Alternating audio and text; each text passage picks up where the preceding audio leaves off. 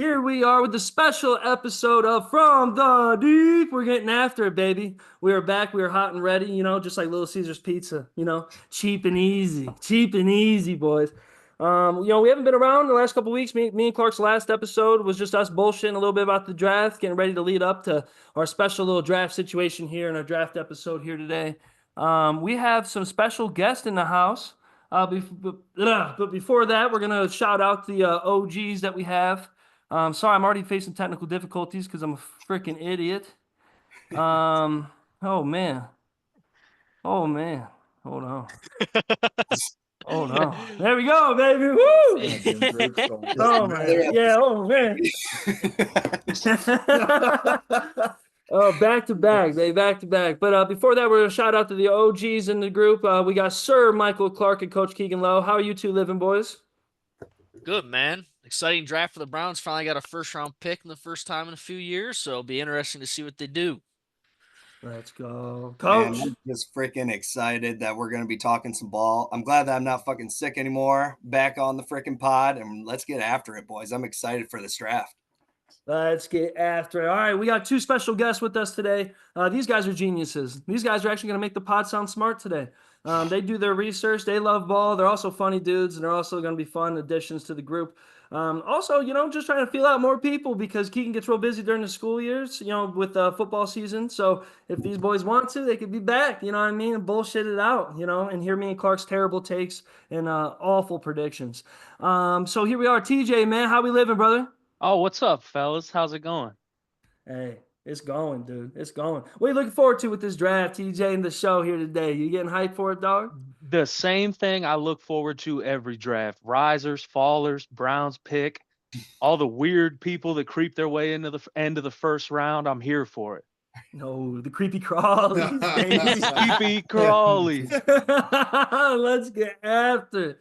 All right, right next to me on the pod, first time on, is one of my special friends and geniuses when it comes to football. Eric, how we living, brother? Good, man. I'm excited to be on. I finally got to do this with you boys. I know we talked about it for a minute, so let's have some fun. Let's get going, dude. We're going to be leaning on Eric a lot. This man has a fucking Bible of knowledge to the right of me.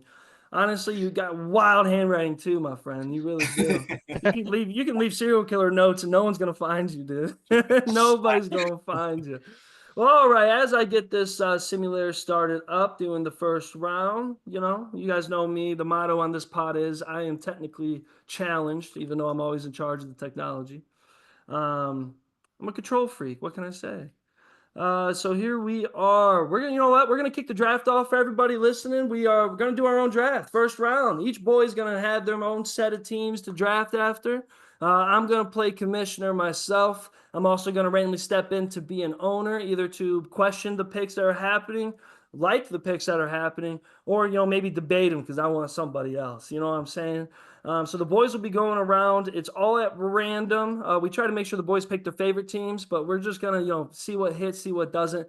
The experts out there pretend like they fucking know a thing or two. Man, they don't know shit. So what are we gonna do, baby? We're gonna get them all right. That's what we're gonna do. But the draft board, I will be posting with the video of this so everyone can follow along easier. Of course, we won't all have that. So if you hear some of us shouting out like, oh, this is my team, don't think they're stupid. They're just curious. You know what I'm saying? Just curious. But here we are. We got the first pick with the NFL draft. Commissioner Jack Warner here. Let me get my peanut M&Ms like, Commissioner Goodell, dude. And you know what? If I was Goodell, I'd find that Will Smith doctor and fucking whack him myself, dude. CTE who, baby. This commissioner's going to get wild out here. I'll let any trades go down if they're reasonable. I'm also a little bit of an idiot when it comes to that. So I might just say, sweet, bro, go get him. If the Bears can trade up for Mr. Trubisky with what they gave up, what wrong can you boys do here today? Let's get after it. First pick, Tennessee Titans. The selector and GM of the Tennessee Titans, Keegan Lowe. Kick us off with the first pick of the draft, my friend. Well, everybody's talking about war, gentlemen. But I don't fucking like it. I'm sticking with the mayonnaise man. I believe in him. All right. We're going to go build up on that defense. Everybody's going to probably be saying, well, pick Abdul Carter then. I don't blame him. That's a good choice. But you go get a fucking stud on both sides of the ball. Travis Hunter, first pick, Heisman. Going to the Tennessee Titans, baby. Let's build. Let's build. Oh man, as a GM though, I'm stepping in a little bit. I'm grateful for the decision. We're looking to make big moves here for the Tennessee fans here in Nashville. We got a new stadium coming in. We're looking forward to seeing the new 88,000 people raise their hands as Travis Hunter gets an interception, kick return, and a reception touchdown. And then hopefully doesn't tear his ACL by week 6. But you know what? We're gonna get after it, baby. Man, oh man. All right, for the next pick, we have the Cleveland Browns. GM is Eric and owner is Clark. All right, Mr. Jimmy Haslam. We're running in the Cam Ward pick here, aren't we? Oh, absolutely. That falls at number 2. You have to take it. No. He's gonna get there. I wanted to see him. I didn't mean to go Draft quick room. there, boys. It's just hey, we're all celebrating that one. Yeah, I think if that was somehow to miraculously happen, I think it's almost a no-brainer, right? You got I think Flacco, so too. Pickett. Yeah. Yeah, I think if the Browns are to be blessed for once in their cursed franchise, that happens, you got to take Cam Ward at number 2. Yeah, and just quick on Cam Ward, I think like arm talent wise, he's definitely the best. I think he has the best arm talent in this draft. Like I don't love the size, but I don't love the size of any of these guys. All these guys are like the same size, like that 6'2", 215, 220. Literally all the top 4 quarterbacks are built the exact same in this class. Not play style, just strictly size wise. But I just think when you're talking about arm angles and arm, I just think he has the highest ceiling, and Browns are in too dire of need for that right now. So I think that's a no brainer if that were the way the board fell to you at 2. Yeah, I agree. He's 100%.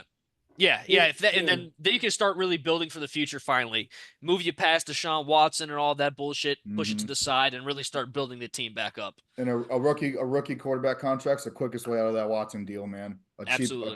A cheap guy, cheap high ceiling guy. Sorry, I meant to say. You got the mentor, Joe Flacco up in the building to let the boys know what to do. You know what I'm saying? Take it easy, young gun, man. You throw the ball a couple times, you're going to make it to the playoffs. You know what I'm saying? Like, just relax it out. TJ, you're up in that Browns neighborhood. How do you feel if Cam Ward fell to the table to them? Well, it'd be like winning the lottery, man. In my opinion, truly Cam Ward is the only real like NFL ready quarterback in this year's draft. And I wouldn't even go as far as to say he's like in my blue chip, category. There's still some questions with Cam Ward playing at Miami, like he doesn't have the long resume of like, a national championship, a Heisman Trophy. He really kicks in more in the like intangibles category. And I hate to steal like the Mel Kiper like vocabulary, but like the level of like patience and understanding, and like just the overall calmness like he brings to the game is like something very rare for a rookie quarterback. So I think he could be a transcendent talent, once he comes in and starts learning the NFL system and the way things are done. I think it'd be a good way to go. I will say, one thing I want to see though, if he goes to the Browns, it's either he's mentally smart. That's why he didn't play in the second half, of the Pop-Tart Bowl. He was mentally smart. He knew he wanted to play. He did his thing. He knew he had a bag to go get. But if that ended up being an actual negative decision why he sat out because he just wasn't feeling it, man, being on the Browns is going to be a long situation for you, brother, if you don't feel like playing week 15 for nothing to play for. Like, what I'm saying? Yeah, bro. Hey, just saying, man. If there's anything I will say, he's fallen down. We'll get to him later, but I know everyone's talking about Shedeur Sanders. I've said this on the pod before. If there's anything that I wouldn't mind with him with the Browns, is the kid's played under spotlight for such a long time, under adversity. Sure, he hasn't played against the craziest of talent, but he has a mental toughness very similar of Cam Newton, where like he can deal with the noise, he can deal with BS, he can deal with narratives, and he just wants to play ball. That wouldn't be a bad person mentally for the Browns. So it's kind of funny. You got someone that's physically perfect for the Browns, and you got someone that's kind of mentally perfect for the Browns. But sadly, I say if you combine Shedeur Sanders and Ward's like intangibles, like you're saying, you might have a fucking dog. But they're also funny as hell together, and they're always whining and crying. I think that shit's hilarious, like some dumb cousins. Oh man. Dumb cousins. That's what they sound like. All right, let's move the thing forward here. So, of course, we already had the two-way player, getting taken off right away. Then we got Ward right away. So we already got some, the big dogs coming. Clark, here we go. Clark is the GM for the New York Giants, man. Go G-Man. I think if this board were to present itself, which I think even though with the first and second picks probably being swapped, I think everyone knows they're probably looking at Abdul Carter. They have Kayvon Thibodeau already, and I saw earlier, I think it was about a few weeks ago, I saw that they were looking to possibly trade him to get out of a future contract with him and either use that to get picks for next season or possibly move back up in the first round this year. So with that being on the board for the Giants, I think they have to take Abdul Carter here. Now he's one of the guys that he's a freak athlete, right? But if you look at him compared to other edge rushers, he's not really a super big guy. He's a great athlete. He's a damn good ball player. But I think for right here for the Giants, there's probably no other person you'd really want right now. You got the two older veteran quarterbacks. You don't really need a quarterback. I think with signing both of them, it's not worth it to take a quarterback here. So I'm going Abdul Carter for them at number 3. Hell yeah. TJ, you got anything on that? Yeah, I just wanted to add with Abdul Carter, watching his film, like it's understood obviously that he's the premier pass rushing talent in this year's draft. But something that stuck out to me so significantly watching his tape is that he is just as good off the ball playing in a different role. Like he might even be better off the ball than he is playing edge. And that's a so funny you bring significant that up, TJ. I literally was thinking in my head, I'm like, honestly, if it doesn't work out him at DN, having him be that extra outside linebacker blitzing off the edge to be an extra rusher and stuff isn't bad, man. Which I could see happen for him. Didn't he come from backer and move down to DN? Like yeah. He career in slid college? down. He definitely he slid down. And just the like you want to talk about a sideline to sideline defender, like he watch the tape. I mean, it jumps out that like this guy is everywhere at once. Eric, you got something on that one? Yeah, so and like in the lazy, I know it's the laziest comparison you can make with the Penn State and the number 11, but it's literally what you guys just said. That's Micah Parsons, man. That is Yeah. Micah Parsons to a T. Where he's just like, okay, is he gonna play every snap at edge? No, but he doesn't have to. He can be flexible. And as with the size thing, like it is he is a little light, but that also is his best move is his first step is so insanely fast that's his fastball. So if you try to get bigger, that fastball probably wouldn't be it would be a fastball, but it wouldn't be as fast. But I just think Micah Parsons, it's a lazy comparison, but it's just so easy. It makes so much sense. I like another one I saw recently was Von Miller wasn't that big. Yeah. And he Almost the same exact Bill coming out of college. yeah, actually. just strong and fast. And, of course, with schemes changing these days where you have more hybrid outside linebacker DNs than you used to. I also like to say, like, fantasy-wise, I'd like to see what an old school 3-4 would look like with some of these crazy talented guys. But you don't get that anymore. You only got to put a couple linemen down sometimes and have some of these guys stretch out. I think he's a perfect hybrid of what's going on, like you guys are saying. And to me, and I know, like we say, Ward's a dog, and then what's his nuts? I don't want to forget his name. Travis Hunter's a dog, but like to me, Abdul Carter is the only shoe in out of those top 3 where it's like if injuries are okay with him, he's gonna be just fine. It depends on his situation. Will he put up the numbers or whatever? Who knows? But when you talk about like the Nick Boses that came in and impacted right away, I think he's gonna do exactly that. Yeah. It's not even gonna be. Yeah, it's gonna be nice. The Thibodeau thing does get really interesting though, because I feel like if that pick happens, that's a draft night trade for sure. Because someone's gonna come get him, man. Especially like think about the Falcons at 15 who need edge rushers super bad. Yep. Like that's just the first team. The Bears need edge rushers super, especially a young guy. You know what I mean in their rooms. Those are just 2 teams that come to mind. Because if that happens, I do feel like Thibodeau would be a draft night trade because they want. I think they'd want picks ASAP, especially with that head coach and GM probably not being guaranteed another season at their jobs. No, they're going to be aggressive about that. They're going to be aggressive about moving on and getting more. I like that you say that because like I don't think people that's the part of the draft that makes me have fun watching it is knowing that certain guys are on the hot seat to get fired because they're gonna like the future draft picks don't matter to them. You know what I'm saying? So like if they want to get rid of it, they want to get rid of it and go crazy. And to your point there too, I think I forget, maybe one of you guys remember, but Schefter was talking about this week. This is the first time that all 32 teams had their own pick. I forget how many years it was. I don't think it was anything crazy like 20, but I think it was at least 10.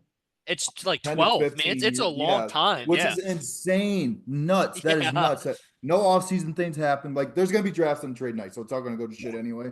But I just think that's one of those things that makes this draft super unique to me, is you don't have a team sitting at like 1-14 or a team sitting at 8-20. It's everyone just has their own picks as of now. So I don't know if it's going to make it for teams playing it safer, or I think probably playing it safer. But But I'd like to I see think the teams that are really, really good, like the Chiefs and Eagles that we're going to get to, like, can they mess with their picks? Because they don't necessarily need that first round as much. And can they get a couple of vets that they need to put out on their team that are already Super Bowl bound? I'm excited to see the teams that have, like, because a lot of the teams that are desperate, they're going to be fighting for more and more and more picks.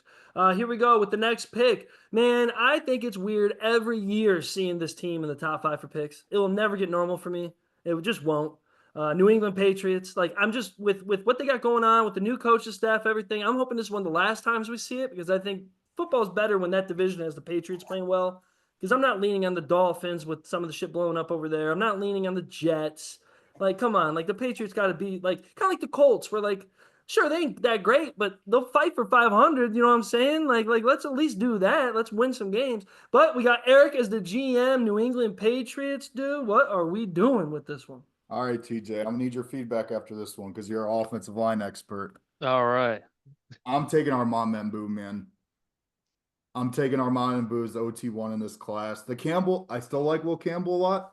Just feel like he's an elite guard, but a good tackle. That's all. And I just feel like Membu, I just like Membu. I like the size. I like the film. I wouldn't be mad at anyone that went Will Campbell here. I just personal preference. I want to take Membu and not have to worry about is he a better guard thing. I just want to take the best tackle there is, and I think that's Membu.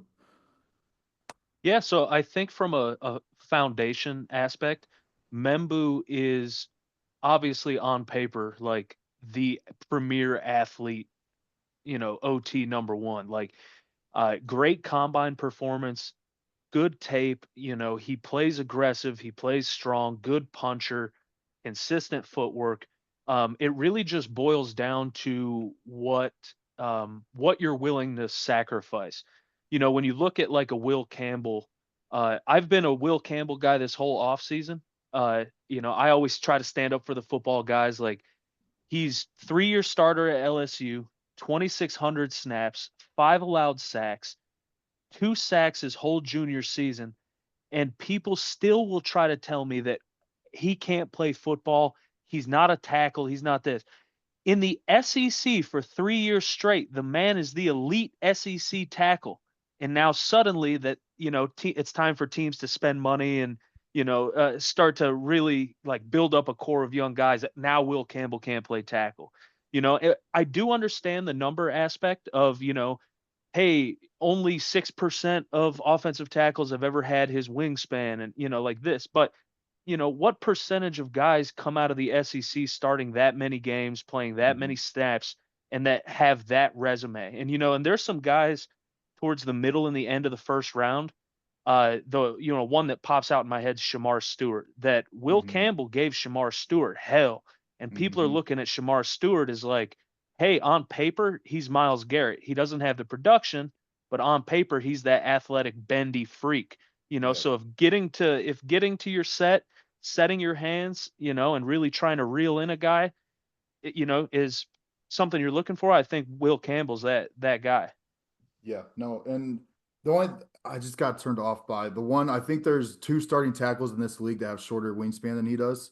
Only 2. To be fair, I'm pretty sure one of them is Tristan Wirfs, and we had the same conversation with him coming out of college because we thought the Browns were going to take him, and then they switched to Jedrick Wills. And look at Wirfs is an All-Pro tackle now. You know what I mean? So like, it's no perfect science. I totally understand the love for Will Campbell. I will say his Landon Jackson tape, who is also kind of he's heavier, but he's got that length like Shamir Stewart that you brought up.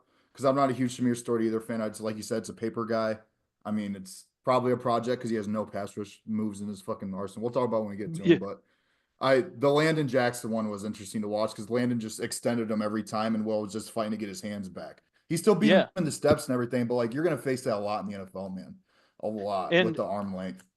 I had seen a couple people say about Will Campbell that like if you were really getting into the weeds with offensive tackles, he's a 99.9% two-hand puncher. And a shorter armed guy, you're going to have a nice solid base. Yeah. But in the NFL, you're not going to be able to set both hands and really stick a cat up that's, that freakishly athletic edge player. I like Will Campbell a lot. I acknowledge the questions. And then I like Membu a lot. And I acknowledge the questions there. So it's really just preference. Yeah. Yep, absolutely. Speaking of your preference, big dog, you're next on the board. Duval. Let's go, baby. Jacksonville with the pool. You know what I'm Yes, saying? sir. You got the weird son running football operations over there. You know what I mean? So what are we feeling with the Jacksonville Duval Jaguars? Duval. So Jacksonville's what I would consider football hell. This is where good players go to rot on the vine. And I have nothing against Jacksonville's ownership, their stadium, Duval County, Jacksonville, Florida, the moms and dads that bring their kids to the games. I have nothing wrong with you. All I'm saying is point to one player that they've taken in the last 10 years and you go, wow, this guy solidified all-star. Like even Trevor Lawrence, who in my opinion coming out of college was the best quarterback prospect that there had been that during my time doing film study. Since Luck. Yep. Yeah. And that, the first guy that I looked at, like, oh my goodness, this cat is the real deal. And now they've got him in some weird purgatory where people are like, is he elite? Is he not elite? Do they have leaders? So ultimately, I think Jacksonville needs a few things. They need a 10-year talent. They need a guy that 10 years from now you can look down and go, this guy's the stalwart, a real like Jacksonville player, a member of the team. You need an instant contributor. You need a guy that is going to come in and go, start going crazy first game of the season. And that guy for me, Michigan defensive tackle Mason Graham. Attaboy. Yes. 320-pound ballerina. He's like, you ever go to adopt a dog and you look in the corner and there's a pit bull that's foaming at the mouth and he's got one eye? Mason Graham is that guy. He plays with fury. 0 tech, playing nose tackle to 5 tech, inside, outside. He doesn't care what you got going on or who you brought with you. He came to play. I love it. Dude, let's go, bro. Fucking let's just send that over to him. No notes. No notes. Yeah. Like, At first, I thought you were talking into a trade back there. I was like, I'll call you right now, but no. And this, though, I like that. And this is coming from a diehard Buckeyes fan. I respect the hell out of that guy. He's a dog, man. The reason we lost to Michigan this year, man. And Kenneth Grant, to be fair, also a dog. But those two guys controlled the fucking game. That's why we lost that game, man. And they took notice. Like everyone knew too going into that game, into the future of Michigan. Like, all right, Michigan hasn't played that well all year, but yeah, this guy's going to the NFL. And like when you said 10-year guy like that, that's the type of guy that you need, is that guy that you knew week 6 this year that guy's going to be doing something, this next fall. And yeah, same thing. But I think of I just hope, I love the way you put it, because I just hope you don't have that Maurice Jones-Drew situation. You ain't got that Campbell situation. You ain't got that, even Ramsey, what he went through over there. It's like again and again and again, you get some of these guys. And then the best part is when they ended up being good, it's like baseball, they're gone. Like someone with a bigger bag and that's a nicer place with more victories, or just a better culture, better city in general. Gone, dude. And Jacksonville Jaguars will always be, to me, one of the weirdest add-on teams. They just never caught on. Like Carolina caught on. We all can root with Carolina once in a while. Tell me one time you really, hey, shout out to you, Joey Brenner. Shout out to one time anybody. We got a buddy that loves them. And I mean, having a friend that likes Jacksonville Jaguars is pretty rare. Back and forth. I love the back and forth here because we got spread out pretty evenly to let the boys get their say, get their picks. This is a pick that I'm very interested in. Up next with the 6th pick of the NFL draft, the Las Vegas Raiders, the GM, Eric. And then you could say I'm the GM, but I ain't got the same haircut. You know what I'm saying? Like that, wearing the book bag like he does. Picking. But who we got with the Raiders, dude? I have my own feels for this one, but I want to see if you go what everyone's thinking, or you got a curveball for us. I've seen it too many times, man. I just think it makes too much sense, especially with the Geno connection. Campbell on the board is giving me a second thought. Yeah.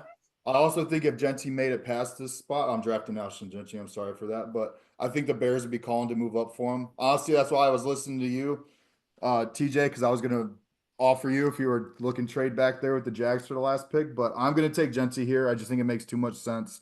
That offense is going to be killer. They do need another receiver, but with, Brock Bowers, you just signed Geno to an extension. I don't think there's a reason to force a quarterback here. I think you could take one in the second round and develop or push it off for a year. That's fine too. I'm going Ashton Genty. I think you do. I don't want to overthink it. I'm just going Genty. And I will say I love the Genty thing, but I will play devil's advocate. One thing that concerns me with him, and it's not like, oh, the talent he went against, all the easy, low hanging fruit. If you just look at his numbers when it comes to contact, when you're in the NFL, you get that contact in the first 2-3 yards almost every time. And he struggled in that environment. If you actually watch the Cowboys, who is that, Wyoming Cowboys, he had great stats because he had a couple of big runs. But if you watch that third quarter, man, I was watching that just, on my vitamins, high as a kite in the middle of the night. You know what I mean? It's like 10 a.m. or 10 p.m. watching it. He was struggling. And, like, if you go against a good front seven in the NFL, is he going to have the offensive line to allow him to get that space like he needs? Yeah. And I also think people need to be careful because some people judge running backs so difficult, but dude, they're the one person that needs so many parts to come together for them to have any success in the NFL. So I think, like, he's gonna be on a lot of pressure right away, being that high pick of a running back. But I'm an old school cat. I think running backs will always be valuable no matter what people fucking say, because if you have a good one, they're more feared these days, but if you have a good one that can do a little bit of everything, because he's going to be able to run out of the shotgun. He's going to be able to run out of a pro set. Not every guy can do that all the time. Now you see running back rooms are 3 deep all the time, and you just rotate the guys. I think he's going to be one of those guys that could take that first 2 spots, get the ball 20-something times a game, and, hey, what did Coach Drews used to say? All he needs is 3.5 yards a carry, baby, and you get a first down every single time. That's Does it. Genty have pretty solid hands? Like, I know that he can run the ball and everything, but not to interrupt you here, Keegs, but you're good. Boise. So I think Boise State, was he a first head coach last year? That guy that they hired that changed the offense, or maybe just a new OC. Regardless, the year before last year, Genty did have almost 600 yards receiving and 5 receiving touchdowns. He played receiver, and that was a big part of his game the year before. And he still had 1,300 on the ground and 14 rushing touchdowns on the ground. So he can do both. And I feel like that's not talked about. And that's mainly because they were going after that record this year. They weren't going to throw him the ball. We're going to hand them the fucking ball because they wanted to get that record, which they should. Yeah. I'm happy, happy about that. I don't know. It's just, and running back in the first, man, especially this high, is kind of a spoiled pick. That's kind of why the Raiders feel like a good spot, because they just got that. I think Geno was a steal for that trade and that contract. I think that was a steal. So I'm not going to force quarterback here. Their offensive line it could use Campbell. Obviously, any offensive line would take him gladly. But I just think Genty in this mold and this offense, man, just adds a whole nother element to their game. Whole nother element. You think Shador's pissed right now in our draft? Yeah, but he already knew. He knew when the Giants ended up winning. Who was that at quarterback? Our dog singing Jay-Z for the Broncos. Who is that? Drew Lock. Drew Lock ended up balling out. Like, he knew right then and there that stuff like this was going to happen. Then the Geno Smith thing goes down. He knew that this was all going to kind of start. This could happen to him. I mean, look what happened to guys like, the Brady Quinn. I know we love Brady Quinn here, but the Brady Quinns of the world, Aaron Rodgers of the world. You miss those first couple picks. It's not that like the media makes it sound surprising, but to me, it's not that surprising to see a quarterback go all the way back down to 20 and get picked. Oh, it's just remember, was that 20 with Will Levis, Malik Willis, all those guys that we were told 4 quarterbacks would go in the first round. Then we saw Kenny Pickett in the first, and then see another quarterback to almost the third, I think, or in the third, I think. So, like, it can definitely happen. I don't think it's going to be that bad with Shedeur. I don't think his slide's going to be that long, but I mean, it does happen. It does happen. It'll be one of those slides like that Aaron Rodgers type stuff, where he's still first round, but he's going to keep track of who's skipping. And if the Geno thing didn't happen, I feel like that would make a ton of sense for them to go Sanders, just because they're like quarterback hell. They need a quarterback that bad, All righty, here we go. Speaking of teams that need all kinds of things, and speaking to a man who, as a Browns fan, he's going to maybe be able to help them come up from the dirt. We haven't heard him for a little while. Sir Michael Clark, the GM of the New York Jets for the 7th pick of the 2025 draft. What is happening in the post-Aaron Rodgers era, Clark? So, as we all know, the Jets signed Justin Fields this offseason. So, with that and Tyrod Taylor on the roster as well, I'm leaning that they're probably not going to go quarterback here. You just signed a young guy who has shown flashes at times that could be a competent starter, but also has played some shitty football. And that's the funny thing. This team went 5-12 last year, but they have a fucking pretty damn good roster. They got Breece Hall, Garrett Wilson, and I know last year they took a tackle Olu fans. I can't even fucking. Penn I'm not State even gonna kid. butcher Penn that. State kid. Yeah. Olu Fashionow, I think his name is. Yeah. Yeah, I'm gonna fuck that up big time. So out of respect for him, I'm not going to say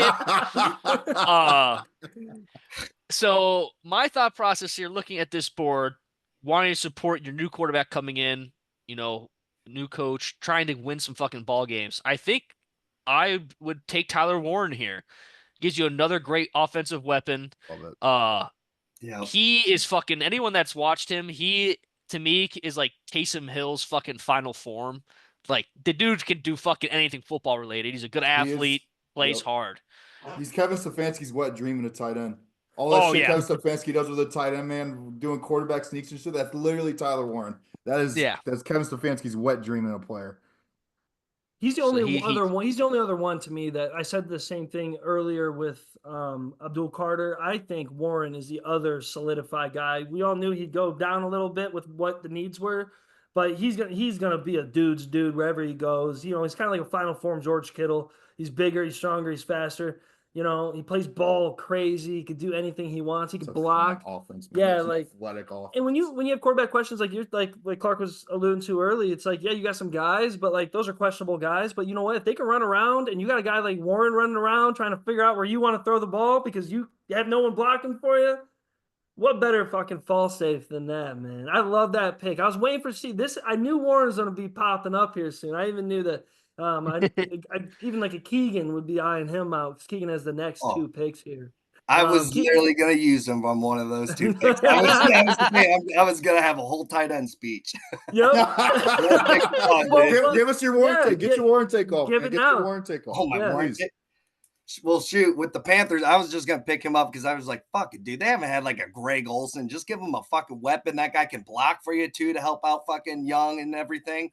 But, I won't lie. I kind of liked it even for the Saints, too, if he would fell to the Saints, because, God, I was thinking Graham and everything back in the day. I think either one of those two teams could use a fun tight end weapon like that. A fun player. Especially that dude, man. I think he's going to be a fucking stud in the NFL. I think he's a fucking athlete for how fucking big he is, just because he can throw the ball, move, and everything. Like, we haven't seen a guy like that. 6'6", 260, man. He's huge. He's only gonna get bigger. Like these guys are kids right now. That's what's crazy. Like we're talking about Carter with his size. It's like these guys are just gonna keep getting bigger and bigger and stronger the next couple of years and really fit into themselves. Not everybody's just like Myles Garrett from the start, and he even got bigger and stronger, which was fucking crazy to watch. Going with that, Keegan, 8th pick, Carolina Panthers, baby. They started weird. Things were getting weird, but Young, they were pretty exciting the last couple of weeks of the season. They were definitely playing hard ball. I don't know what it is. Maybe it's the way they look. I think they have the cleanest unis in the NFL. But who's going to be wearing a clean ass, what is that, Carolina blue with black uniform over there? Who's going to be wearing it, Keegan? I think you got to freaking help Bryce Young on the O-line. So I think I'm going to do that. I'm going to fuck Will Campbell? What? Well, who are you doing? So Will Campbell's still here. I had to remind you of that because they are shotgunning beers if they get Will Campbell at 8 in Carolina on Thursday. I will tell you that. They will be shotgunning beers in the I gotta go Will Campbell. As I was looking, I was still there. But I totally forgot that he was on the board. Yeah, no, give me Will Campbell right there. Yep. It makes too much sense. It's too easy of a pick. Especially like Keegan saying, you have the young quarterback, you have the young situation. You need a steady hand to ride it through at least a little bit. And also, like, what better team that kind of has everything to lose and nothing? Like, they have nothing to lose almost is what I'm trying to say. So if you got to do with the tiny little fucking strong arms, let him go out there and start swinging his dick around. You know what I'm saying? So I love that. I'm going to try to make sure we keep a nice steady pace here. Keegan's back to back. We got the New Orleans Saints, baby. Who dat? No, who dat? Cincinnati. Never mind. Down in Bayou. That guy McAfee out on the fucking bear. Yeah, guys, ever some gator? All right, Keegs. Who's gonna be eating some? This one's fun, man. Crawfish down in New Orleans, dude. Here's who I think is gonna be eating some crawfish, and he's had to, be over there when he's played LSU. I'm going Jihad Campbell, dude. Let's help out that fucking defense. I freaking love that cat. I've been watching his film. I fucking like him a lot, and I think you build that fucking Saints defense back up to what it used to be, dude. You got some weapons already. Fucking add on. fuck, dude. That's a fun one. That's a fun Keegan one. drafts That's the a fun first one. linebacker. Yeah, dude. Nice. Fucking Yeah, hell, yeah, yeah. What do you mean, what's All it? right, Come at one. This thing come at one. Well, I mean, notable losses. They lost an edge rusher and Peyton. They have the weirdest guys on their team. You never know who's actually there. They did add Chase Young. He's still bouncing around the world a little bit. Justin Reed's a dog. The Saints, I think, man, I think they fucked around and found out when they went through the cap situation, and I think they're just gonna have some oddballs on that team. This will be a Make-A-Wish Foundation team for a while. We were talking about Hill earlier with Warren. I did kind of want to see some creative shit going on there. I was like, fuck it, let them both fucking be quarterback and let's just fucking run around. Let's just fucking, we have not, that division's awful, in my opinion, when it comes to football sometimes. They're either really exciting or they're awful. I think the Bucks are Weakest dogs. division of football pretty consistent. Yeah, consistently. Like they're very similar to what Jacksonville with the Titans and all that. Always sitting up there. I mean linebacker early, Keegan. That's actually pretty early for a cat like that. I'm trying to see if there's any other His linebackers. flexibility is nuts, man. Like you talk about a guy that can do a little bit of both, like we were talking about. He's not at Bill Carter's level, obviously, but like you talking about a guy that can do both. He's the highest linebacker. He can do both. He's the highest linebacker on the. I know the Bucks are in love with him, or I've seen that the Bucks. Not like I talked to the Bucks, but Yeah. everyone that I listen to mock draft wise circles the Bucks for him consistently. Yeah. So I know if he made it there, they'd probably run it in. Atlanta would be another spot too, but I don't hate that pick. Just a ton of flexibility on the defensive side. I will say for the actual draft though, I think they're taking a quarterback. I think if it's Sanders is there at 9. I think they run in the card, especially with the car thing that just happened. Yeah, car situation. I think they might go Dart. I heard they like the way Dart. That's been the talk. I don't know if that's the right pick, but I think that might happen. Over Shador, if I'm being honest. Yeah. You think so? I think so. I just think he's Matt Corral all over again, man. I cannot get Matt Corral out of my fucking head when I look at him. If you look at their college stats, their college production, Dart's got better arm. Dart's got better arm though, for sure. Like to be fair, I don't. Especially in Kiffin's offense, man. I just always take the guys with a grain of salt because they have it so easy at Ole Miss. The reads it's always first read. It's always first read. So what do you think, TJ? Yeah. If you think quarterback there, who are they taking? So ultimately, I would agree that I think if you have the choice there between Dart and Sanders, poses two really unique questions. And I think with Kellen Moore being like the new guy in New Orleans, he's going to have a lot of input. He's been pretty consistently like a top voice, in the offensive game for like our younger generations, like contributions to like football so far. So I think, if I'm Kellen Moore, big, strong, tall, I would probably go with Dart, though I would admit that they're both like pretty flawed. I guess if you were looking for a quarterback on the high end. Mm-hmm. Yeah. Yep. Yeah. That's the thing with the draft this year. That's just how it is. And that's why I like Sanders of like some of these teams that need just some mental toughness, because I think that's the part that's hard to measure with Sanders. You can say Dart has a cannon, you can say Cam, Ward has a cannon. We've seen it. But like there's something about Shadur's brain that I think he, if they want to trust his brain, with some of the meetings he's had, I think he's probably had to make or break some of these decisions with some of these meetings he's had with the coaches, I feel like. So well, with Dart too, you have to take into consideration that he's playing at Ole Miss for one of the premier offensive play callers. Like, Lane Kiffin is drawing up, significant schemes to get guys wide open. And you see it a lot on his film that, he might roll out right, set his feet, make a great throw. But the guy that he's throwing to has 15 yards of space, on the back end of a crosser that, has a big elaborate motion involved. Yes. So 100%. And that's, but if I like your talk about Kellen Moore though, like, because if he ends up falling with a similar mind, we could probably scheme up some things to give him some of those passes he's used to. He might be the one guy who could be like, fuck, I know what to fucking do. Boom, like launch as far as you can. Some guys, if you have the arm talent, man, just use that and just let the quarterback get smarter in year 2, year 3. What's he really going to learn in OTAs right away. You know, what's he really going to do? Especially with the Saints, what are they playing for? Like, Yeah. they already said Yeah. Carr's pretty much out for all next season. So, like, even if the Browns picked a quarterback and it was Shadur, I'd want him to play day one. I don't know what the reason delaying it all is, especially for Joe Flacco or Kenny Pickett. Like, if it's Yeah. you know, if you would have traded for Geno or something, that's a whole different conversation than this. Like, you know what I mean? Like, you can call him Bridges and stuff, but it's also like, you know what you're getting, man. Like, you know what you're getting It's quarterback fan wise. service. Yes. Quick thing to yes. add to that. When the Browns signed Joe Flacco, my brother-in-law canceled his season tickets 3 days before. They sent him the last day that the season tickets could get renewed was the day they signed Joe Flacco, and they sent an email to everybody saying, "We brought Joe Flacco's Flacco back. back. We want you back too." They sent that to everybody in the season ticket holder list, trying to get people to fucking spend Yeah, money because yep. everyone's canceling them. Fuckers, Yep. fuck them. Sorry, I get pissed off Hey, about that. No, No. you're good. Yeah, On to the Get next out. one. we On to the gotta next get it one. out, man. We gotta get it out, man. Oh man! All right, we'll keep the ball rolling as commissioner here. We got the 10th pick of the NFL draft. Chicago Bears, bear down, baby. GM's Eric. You know, the Chicago Bears. I think they're one of the their off seasons have been crazier and crazier and crazier. They're trying to fucking double down to be a good team. Who they adding this year, Eric? On top of their wild off season. So I do want to say that I feel like they're going to be aggressive on Thursday and try to move up for Genty. I don't know if they're going to get high enough to do it, but I definitely think they're going to be interested. They can I fuck love off the with that, Bears. by the way. Is anyone interested in moving up here with any other picks? Is there anyone that anybody loves and wants to move up? Because I think the Bears couldn't be not talked out of trading back here if anyone has any ideas. If not, I'll stay, but I just wanted to throw a feeler out there, call around, see what everybody's thinking.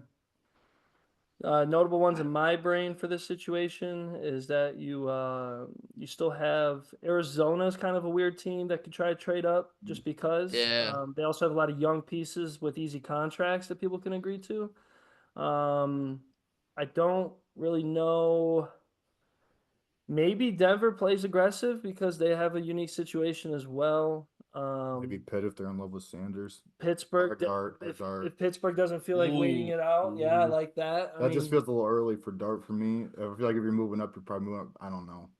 I would like to trade back here, but if no one's interested, I'll go ahead. You know what? Hey, I'll take you up on it for Atlanta. We'll move up if you want to move back.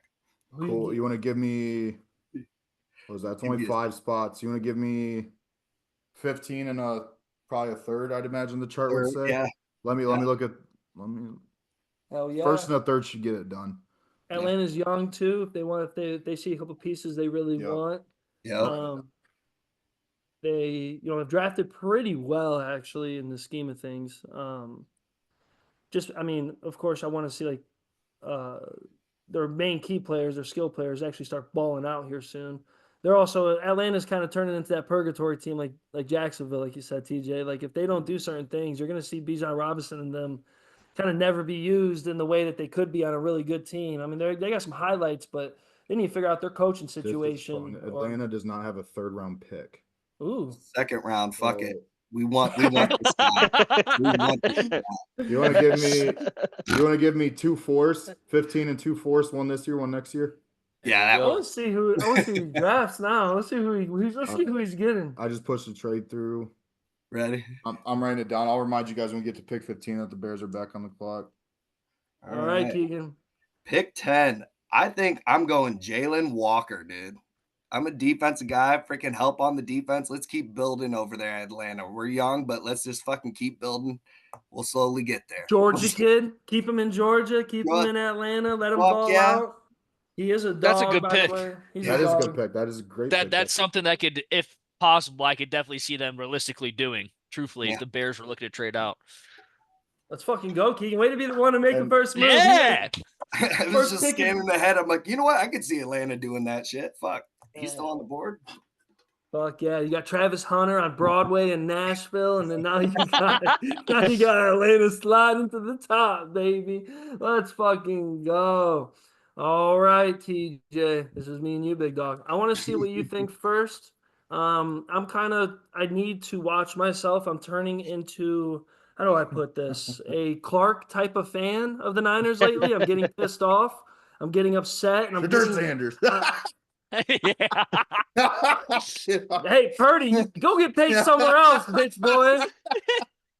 Fucking, you had the best. You had the 1 year to show us. Purdy had the 1 year to show us that he's worth the money. He was the only one that wasn't hurt. He had a bunch of his. We had some injuries all over the place. Offensive line sucks. We get it. Your running back's gone. Everyone's gone. Purdy, we just need you to just, hey, we just want you to play well. You were blowing 21-point leads back to back to back games. And as a quarterback, I don't feel comfortable with that as a fan. But you know what? What am I going to say? You know what, Purdy? I bet me and you back in the day had similar tangibles, big guy. You know what I'm saying? You ain't the cream of the crop. You ain't 5 stars, baby. 2.5. You know what I'm saying? Come on now. I wasn't even a star, baby, but I could try my best, dude. I love Brock Purdy, but I love that you said that because I'm just like, you know what? Shadur's still sitting here. I might fucking think about it, bro. Fuck everybody, dude. We're already getting crazy. We're already paying Ayuk, and we're already fucking sending Debo when we should have sent Debo 2 years ago. We're already sitting on George Kittle's old ass here soon. Fred Warner's going to have no legs by the time this is all over. We got rid of all of our DBs are just gone in the wind. Everyone was there. Now they're gone. Ward's gone. They're all gone. Every good D tackle we had just disappeared because we couldn't pay them because we paid somebody else. And we had the best front seven for so many years. We already got rid of Greenlaw. Tore his shit in the Super Bowl, never plays for us ever again. We still send him off to the high road. I just don't understand it. I hope there's something crazy going on. I hope John Lynch has it together with Shanahan. I trust those boys. We draft well every year. And Fred Warner was like a 4th round, 5th round pick. Like we literally draft that well. Brock Purdy's Mr. Irrelevant for God's sake. So I'm hoping we're kind of smart about it. If not, I would like a whisper into Aaron Rodgers' ear. You love California, big dog. Who wants to go hang out in PA? Who wants to do that? Come hang. You're a hippie, right? Like go hang out with the hippies, dog. We got the real ones. We got the rainbow kind. You know what I'm saying? You might have to hide the fact that you're a little against COVID around these parts over in San Fran, Santa Clara. But you know what? I bet we get you a nice house, GTA style, like Franklin, right on the fucking edge, dude. And get you a fucking crib. You know what I'm saying? Ride it out. All right, TJ, enough with my rants. What are you thinking about my 49ers, baby? Well, now you got me nervous. I'm picking, I was planning on making a 49ers no pressure. pick. It's like he cares a lot. Yeah, no. Look, there's 2 points, that I think stick out with the 49ers. The first is that, they have the quintessential hard-nosed football guy in charge of the team in John Lynch. Imagine if you were a park ranger and your boss was Rambo. That's what it's like for players showing up to try to play for the 49ers. It's like, you better be a football guy. And then 2, I think it's interesting, who'd the 49ers bring back on the defensive end as far as coordinators go, Jack? Oh, we got Saleh back, baby. All right, Robert Saleh. So in my opinion, with those 2 together, I think it would work perfectly to go with Shamar Stewart at 11. I think it screams Saleh. I think it screams John Lynch. And I think it's like a step towards dealing with 17 departures in the offseason. You got Hargrave going. You got Malik Collins, Leonard Floyd. Everybody's out, so too, right? Yeah. Yep. And if they take, 4 defensive line guys in this year's draft, all 4 of them will see reasonable amounts of playing time. Yep. So in my opinion, I'd go Shamar Stewart. He has the athletic traits in that he's top 1% of pretty much every recordable athletic stat. If you were creating a pass rusher in a lab, it would be Shamar Stewart. And then you're immediately handing him to Robert Saleh, who's going to play that aggressive front, pass rush heavy front. Though I did have a backup in Walter Nolan that I think could be an interesting look too. If you were looking for defensive line, nose tackle, 3-tech type. Hey, I love it. Honestly, you're right up my alley because, of course, I've been talking about this dude all last year. I don't know why. I love him to death. Mike Green out of Marshall, to me, is just I like the fact that you're from nothing. You already fucked everybody up at every single Senior Bowl. You fucked everybody up. You've shown everybody that you should have been playing somewhere else and not at Marshall. Hell, you should have been playing SEC football. And so I don't mind actually the Stewart pick because my next one right there was going to be Mike Green because I'm tired of seeing Boza get his ass rocked. I think Boza has like one of the highest records of pass rushes with no sacks in like NFL history.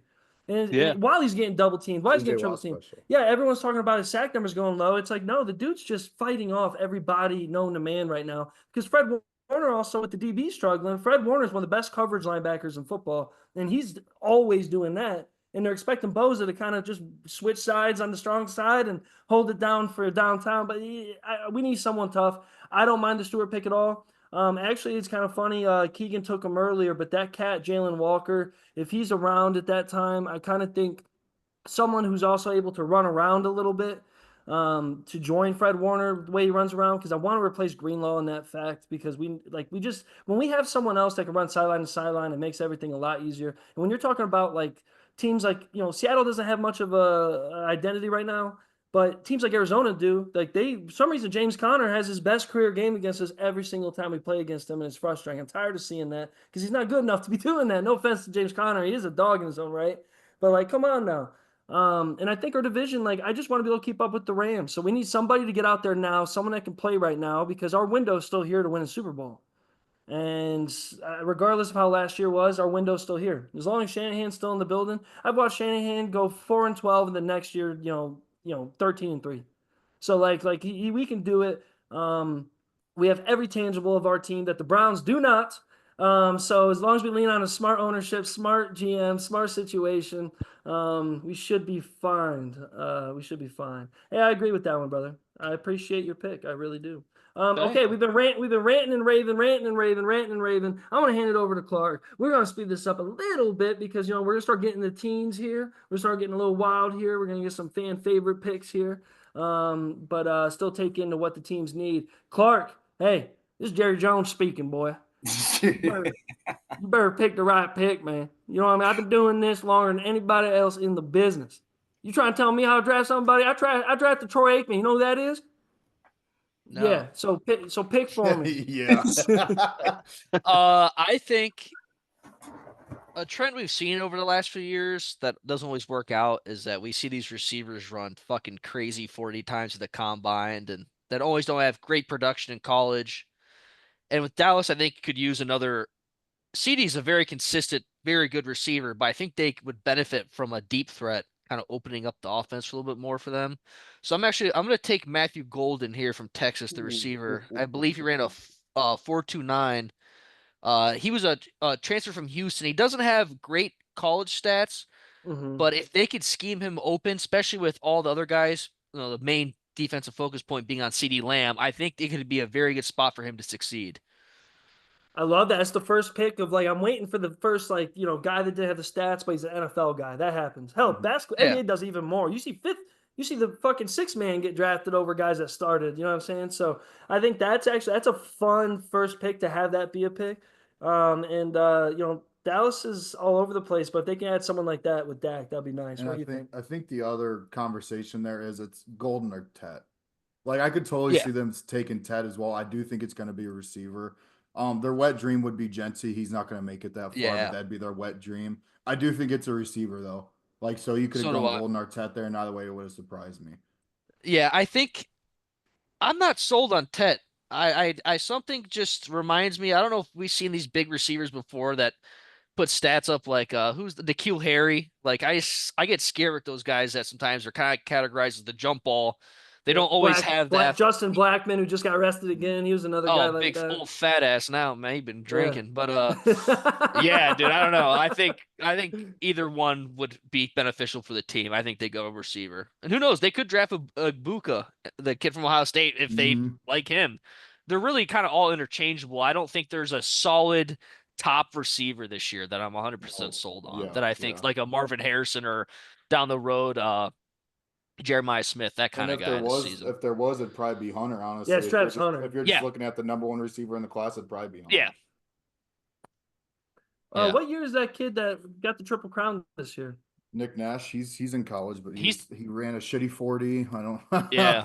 Oh, really? Yeah. I think he's mocked as like probably a 5th round guy. He'll be a good coach. Yeah, he's the He'll be he's good. ranked San on the Jose big State, board right? Yes, is like 204. Yeah. Yeah, Which yeah, he he's can down play, there. but there's guys like that that go under the radar that no one they Puka, puts up the stats. you Yeah, know what I mean? and it Puka can didn't have a happen. did a test as a crazy athlete, just knows how to play Yeah, ball. Yeah, just knows where to find it, where to find the gaps, and just fucking do it. Because when you're playing with other professionals, they could make you shine if you have the right team yeah. around you. You know what I'm saying? Hell, I was thinking like Edelman is like the top example. The guy came in as a quarterback from Kent State, but Bill didn't know what he was going to do with him. Next thing you know, he's one of the best Super Bowl players of all time.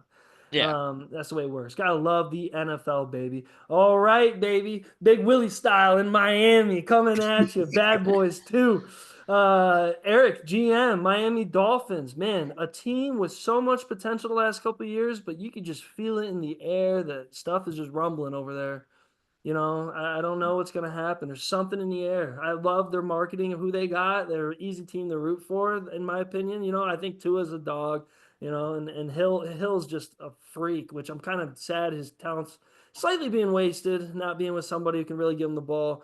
But where we going, Eric? Where we feeling with the Dolphins? I'm glad you already said Will, because I'm taking Will Johnson, corner from Michigan. I Oh, think, yeah. especially with this Ooh, Rams, yeah, especially with this yeah. Ramsey trade looming, man, it just makes too much sense. Love that. They'd love to go offensive line, but I just have Will Johnson higher than Calvin Banks at this point, or it's a guard maybe. I'd still take Will Johnson. I could The see that. hips a worry, but the film dude is. I mean, what did he give up 2 touchdowns in his whole college career? I think playing man cut, like he's a dog, man. He is a dog, and if it's always Travis Hunter as the first corner. Will Johnson's usually the second one on most boards, so I'm gonna take Will Johnson here. Hell yeah. I like that pick Going for back to the Miami. Niners, I wouldn't be scared if the Niners did that either, to be honest with you. That kid's NFL ready. Mm-hmm. Will Johnson, dude. You guys got anything on that? You know, Buckeye I was gonna pick fan? him next. Fuck, that was my pick for the Colts. Now I gotta fucking Will lock Will it. Johnson Will Johnson's the kind of player that I came into, trying to look for questions to ask. Because I'm like, you take a look at the stats, you take a look at his tape. What is there to hate on? He's a plug and play NFL ready corner for any team in the league, And going back, Jack, to what you said with the 49ers, they lost Ward, right? Yep.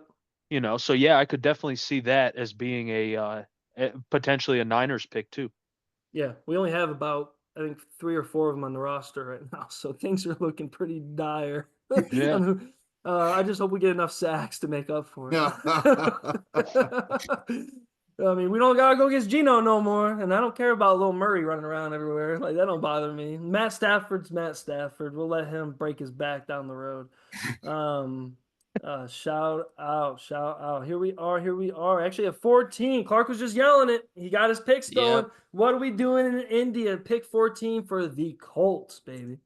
So now we're gonna do some swerving here. Our guy on the board got taken off. So looking at the Colts roster, they do need some DB help. So after looking at that and looking who they have, because I didn't know this, but the Colts actually signed Chardavius Ward. That's where he went. I wasn't aware of that. Thank you. Mm-hmm.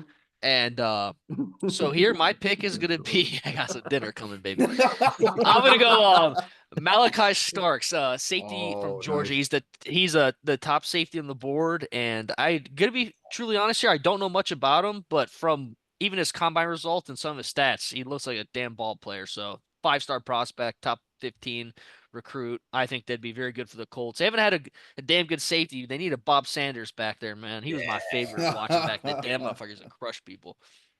Hell yeah, you picked Riley Leonard's son. I love that. Yeah. Love that. No, dude, the Bob Sanders fit. Love that. The Colts are another weird one, right? Where like could they Very be weird.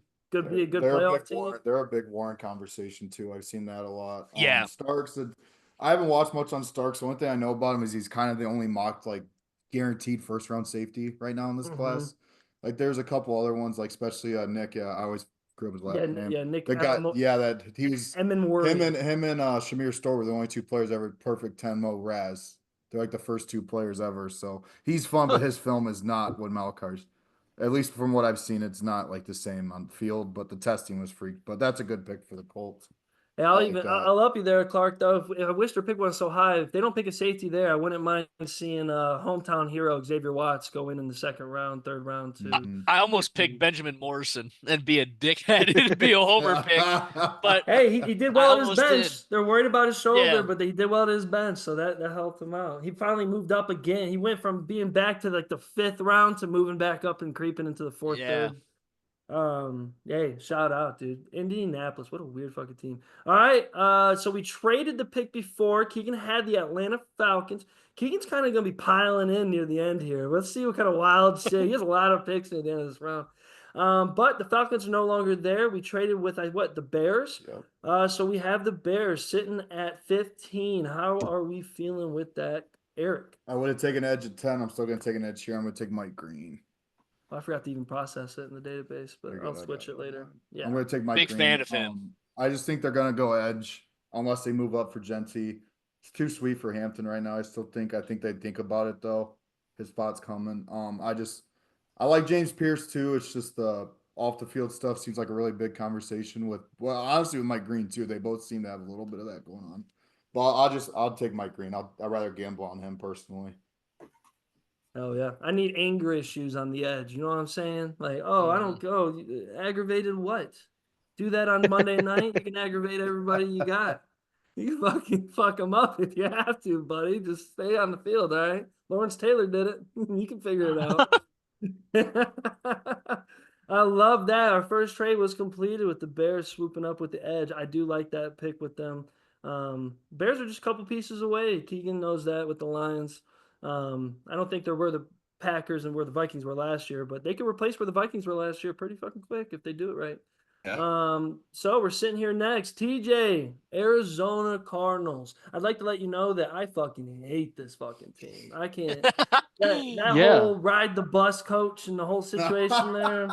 This is like as a Niners fan, this is like my just shut the fuck up team. I can't stand them.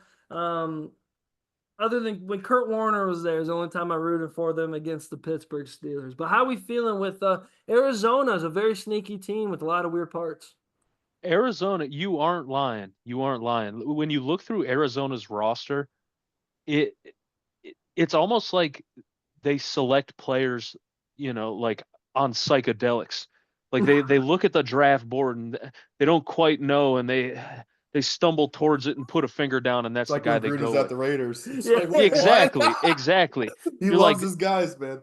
yeah, like, did you guys leave an ayahuasca ceremony to come to the NFL draft, So that being said, I have not a clue what they're going to do. But if I was sitting there with the Cardinals pick, I think Mikael Williams from Georgia would be my pick. You got quite the run on edge players here, boys.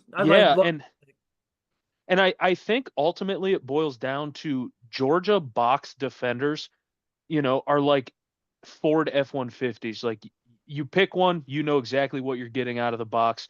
High motor guy, long, extremely quick, pretty sturdy against the run. I worry a little bit about his finish. He doesn't have like a ton of production, similar to Shamar Stewart. They get there, they get the pressures, but they might not necessarily have the sacks. So I think in some of the sub packages for the Cardinals, he would fit in perfectly for a nice aggressive defender. Well, everything I see, even like what I'm seeing right here, everything I see, they always want edge. Like they got Josh Sweat added to the team, but everything's edge and linebacker based. They don't have anybody. They got Jacoby Brissett this year backup. Dude, that dude bounces around, don't he? Yeah, man. Everywhere. I love those lifers at backup. You know what I'm saying? The guys are just smart enough to get that paycheck all the time. He's on the OC he had in Cleveland. That's our OC now. Is that? Oh, no shit. We had in Cleveland. No shit. All right, there we go. Arizona, weird team, man. Honestly, I feel bad for anybody that was picking certain teams like that because, like, who the fuck? There's so much. I would like to also add when you're adding like how they draft people. Let's keep in mind this is why I don't like them. They piss me off. Arizona Cardinals are actually the oldest franchise in the NFL. People don't know that. They originally were based out of Chicago and St. Louis. And then also they are ranked the worst team to play for with the grading system out of current players. They make you buy your own lunches. They make you go do whatever. They don't have a kitchen really. They just got some guy who probably makes omelets for them in the morning. It's an awful situation over there. Really awful. You got something? Yeah, another thing on Michael Williams, he's actually the youngest player in this draft. Oh, So he was born in June 29th, 2004. He was born the year that Facebook went public, the Nintendo DS dropped, and when College Dropout came out. Kanye's album. oh my God. Oh man. Michael Williams is that young. So when you get a guy that, that matters to these guys. The age does, because Yep. when that second contract comes around and you're only 24, man, that means you can get 2 more big contracts from the same one team that drafted you. That's just fun I always like to look up the youngest players to just see how disgusting it is. Bro, you're perfect, dude. We need you on like ESPN. That's like the type of ESPN stuff you see. All right, he just got picked. Did you know when he was born and there's like a draft pick? Hey, all I gotta say is he don't know nothing about 9/11, dog. You know what I'm saying? Like he wasn't even around the block when that happened, man. I can't even look him in the eye. It makes me feel old. Man, it makes me feel. Remember playing Madden? You just make yourself 18, and the year you were born. Now 18's a fucking wild year to us. Like that sounds wild. Here we go, Clark. Hey, interconference here. I want to see what you're thinking. Hey, shout out to the Columbus Bengals. If they move, baby, put them in OSU shoot for a couple of years before we build a stadium up in Polaris. Oh man, but here we go with the 17th pick, Cincinnati Bengals. Sir Michael Clark, GM. How we feeling? What we doing? I think the Bengals need to protect their rich as fuck quarterback, so I'm going to take Gray's. I don't know how to pronounce his last name. Zabel from North Dakota State. I think I haven't seen much game time. Yeah, I saw some stuff. I think I'm pretty positive he's at the Senior Bowl. It's the same guy, remembering. Yeah. And then like some of his interviews, he just seems like a ball player. He's seems like a farm boy that just wants to fucking block. Joey needs all the fucking protection he gets, because without him, that team's nothing. They really are. Their defense is fucking terrible. They need to keep him safe. So for me, that's where I'm going to lean there and take. Do you think the Bengals are shooting themselves in the foot about the T. Higgins contract if Tet's still on the board and they pick in the first? Probably. I mean they still need, that doesn't diminish the need to have an offensive line or defense, obviously. Yeah, I mean, but I'm just saying when that would happen, they'd be like, "Are you fucking serious?" Because that is one of Tet's biggest comparisons, for pro comps. Yeah, they need to figure out their defense situation. Well, they had Homeboy retire. They're figuring out have they paid what's his nuts yet? Well, no, Hubbard's probably going to leave. Oh yeah, well, Hubbard retired. Hendrickson is the one they're saying could be a draft night trade, but I don't believe it till we see it. They always say that, and then nothing happens. I feel like Yeah, it's hard to do that. I could trade like that. Mm-hmm. Well, all right. Well, keep it pushing. We're at pick 18, baby. Another. Yeah, I got you in the whole conference here, TJ. Huh? I'll take it. I'll take Seattle Seahawks, man. Another very odd team. Lost most of their identity recently with getting rid of Geno. They're not the Seahawks of what we knew whatsoever. But they're always, a halfway, one of those decent teams like the Colts, right? Like they're never going to be that bad if they do the right thing. Where are we feeling on the West Coast? So the issue that I think the Seahawks have more than anything is they're perpetually soft. I think they have a real problem in on their defensive line and offensive line just being soft. And actually my pick for the Seahawks at 18 was Gray Zabel. If he was there, I was going to take him for Seattle. So now at 18, I think ultimately you just go best available offensive line. Let's go Kelvin Banks from Texas. That makes sense. Heck yeah, they just got Sam Darnold. They got Valdez Scantlings over there now. Traded DK. DK's gone. Yeah. You got DeMarcus Lawrence at edge. Oh, I mean, weird team, man. I think I'm just glad they're gone, to be honest. When I was a kid, they terrorized me. Cam Chance, like all that whole situation was just, I watched some of my heroes like Vernon Davis just get fucking ran over by his fucking pickup truck. But I do like that pick at O-line because they're going to need it. I mean, especially with, the Rams are always trying to double down on their defensive line. We know Arizona's going to be picking defensive line, which is what, you picked an edge there too. They're going to need it. They ain't got nobody. And that's just it, is they play kind of heartless on the offensive and defensive line. It's like there's no real like guts guys that, they always say stick your nuts in the A gap, come on now. They don't have a single guy like that, Yeah. So perfect. Yeah. yeah.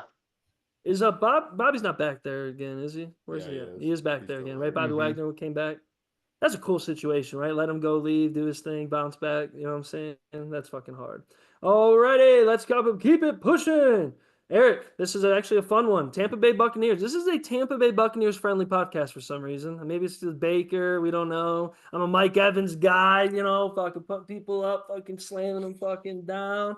And I'm excited to get to the next pick because I gotta start seeing what Keegan's cooking. He's sitting down there patient like a little snake in the woods, dude, ready to bite your ankles while you're walking the trails. Well, yeah, fucking hissing and shit, bro, rattling his ass, rattling that dildo, and now I'm joking. Whoa. Hey, snakes get me going, dude. What can I say, dude? What can I say? All right, Tampa Bay, Eric. What are we feeling, man? This is an exciting team. That's this one's tough. yeah. This one is. It's a fun team. They got a lot of pieces and weird pieces at the same time. They have a very open division, so I feel like there's room to play here. Yeah, and they brought back what's his name, the receiver. Obviously, Evans is still there, but they also brought back I'm blanking on Godwin? his name. Yeah. He's hurt. He got hurt again, though, didn't he? But I think they still gave him a new contract. Yeah. I think it's only a 1-year deal though. He's a dog. Mhm. The only thing I see they picked up some edge rushers. They got a new punter. You don't see that often. You know what I'm saying? Put the punter on, baby. Who's the Bucks tight end? Bucks tight end. Is it all this information. Everyone look. All right, I have all this. Cade stuff. Otton. But I mean, he probably better than me. Used him in He had, fantasy. he had 60 catches for 600 yards and 4 touchdowns. Hey, if I had that, bro, you'd see that. Great stone. Pop that shit. Utilize Jack Warner. You know let's go Kenneth Grant here. Ooh. I'm looking at best available. I was thinking Colston Loveland for a little bit, but doesn't seem like that bad of a need. I like that Loveland. Though I would like Tep, but Tep feels too similar to Evans just for now. Like Evans doesn't seem like he's dropping off anytime soon. They don't need a running back. That rookie just balled. Who you picking again? Jesus, no, the defense tackle. Kenneth Grant. Kenneth Grant. I was like, I'm not even know what I was looking at for a second there. Hey, shout out to Michigan. Here we go. What a weird team Michigan was, man. It does give the kind of the asterisks in a situation. Like, yes, everyone gave, I don't like Wild State at all, but everyone gave them the kind of unneeded shit for losing. Like, there's still NFL players on Michigan. Like, it's not like it's not like it was Denard Robinson running around just throwing dimes on you with nobody there, which he beat the Irish doing that twice. That was awful, fucking awful. Michigan's like your stepdad. Like, I respect them, but I hate them. And at the drop of a hat, I will fight them. Shit, if that's the case, man, fucking my stepdad's fucking Notre Dame, I guess. I ain't gonna fuck him up, dude. I love you regardless. Even if you fucking put me through pain. I'm stuck with you. Kind of thing. That's hilarious. All right, pushing forward. Here we are. Keegan, he's back. Denver Broncos, baby. John Elway with his teeth is watching you do this. He's watching me do. All right, I might need a little help from the owner. I think I want to go on the offensive side of the ball. I want to get a weapon. I think I want to go either wide receiver or running back. So tell me who you want. Would you rather have another wide receiver with Cam Sutton, or you think get another like young back in there? I think I'm kind of leaning more towards back. See, a back would be good, but man, when you're going like the next one's probably like Trayvon Henderson and such, but like there's no reason to aim for that when there's going to be some guys on the board. I think in the second round, some good guys. I don't know where they pick in the second round. Do you know where they pick in the second round, Derek? Do you have any clue? Because I don't think they have any extra picks. It's probably just their normal pick. I'm talking, yeah. So like 40 or So 54 maybe. honestly, I would running back. I was thinking that too. But Kinda really, want, like another little receiving back almost out of there. Leading I from think that. I think this is kind of where that kid from Arizona becomes a big question too, right? Like he's still on the board. That McMillan. I can't even say his name. How do you say his first name? Tet McMillan. Tet- I just say Tet. Tatoria. Like guys like that are slipping already this far. I think that would be a really good thing with their situation. I didn't watch too much. I keep seeing all this stuff about that North Carolina running back. Was he that good? Yeah, Marion yeah. Hampton, yeah. Marion Hampton was my guy. Like post combine draft study, I looked at probably 10 running backs, and I think Omarion Hampton is like the wrecking ball of the class. Genty's good at everything, but looks to avoid contact. Omarion Hampton is the size of a vending machine and is going to run through your face. Yes. He cuts, he doesn't run sideline to sideline, even step right or left. He runs in a dead straight line with the ball in his hands. And if you're on the tracks, you're shit out of luck because he barrels through defenders. Mm-hmm. What we thinking? Hey, GM, I'm sold. Dude, I'm sold. Give me the big fucking back, dude. I'm fucking sold on that. This is such a Sean Payton pick, man. This is Sean Payton. If Omarion Hampton was here, I think they'd still might go Hendy here. I just think Sean Payton loves his fucking running backs. Yeah. And the Hendy's just what he likes too with the pass catching. I don't know about Hampton's pass catching. But I do, like you said, like he's just a fucking wrecking ball. It's one of the most. You gotta use those young backs like that anyways to take majority of the carries and shit like that. So freaking just have him to freaking pound the ball, have some play action off of that. Oh my god, I think that could be dangerous. I'm a Bo Nix fan. I like the way he operates. I like the way I just like him with Sean Payton. I like what I saw last year with them arguing and them talking, and they get along really well. And we all seen when Sean Payton has a quarterback that he trusts, like he's gonna be able to do all kinds of stuff that he wants. But he needs that running game. He's always had a running game when he's with the Saints. They were always able to be a little bit flashy and run the ball. So I'm down. Let's go. Let's get after it, baby. Denver Broncos. Hey, man, congratulations. You're a Denver Bronco. We'll see you tomorrow. Here we are, pick 21. You know what, Eric? I actually was switching certain people around, and I wanted this one on purpose with you because you're one of the most diehard Browns fans I know. But here you are picking for the Pittsburgh Steelers. Are you going to sabotage them, or are you going to look out for them? No, I'm gonna piss myself off if the board fell this way. That I don't think there's any way they pass on Sanders, man. Nope. It's too late. If I feel like honestly, somebody would have traded up for him at this point, I think. But I'm gonna take Sanders here. Yep. Man, he would Like he would look so good in that too, bro. You know what I'm saying? It's actually a very good place for him to go for his career. I think that slide would be very beneficial for him. A lot of grown men in that locker room that can absolutely. He can be himself, but because he's protected with other, he can be himself, but he also might learn a thing or two of how to become a pro. George Pickens, DK Metcalf, dude, terrorizing. That's either gonna be great or it's gonna be great until the playoffs. Next thing you know, they're fighting. I couldn't imagine them adding Aaron Rodgers to that locker room with those two receivers. That'd be hit us with it, TJ. What do you got? I've been waiting for Shador to go because I got so many questions about Shador. There's just a couple things that I wanted to point out real quick about Shador's college career, right? Here's some stats for you, okay? So there's 134 FBS teams registered last season with PFF.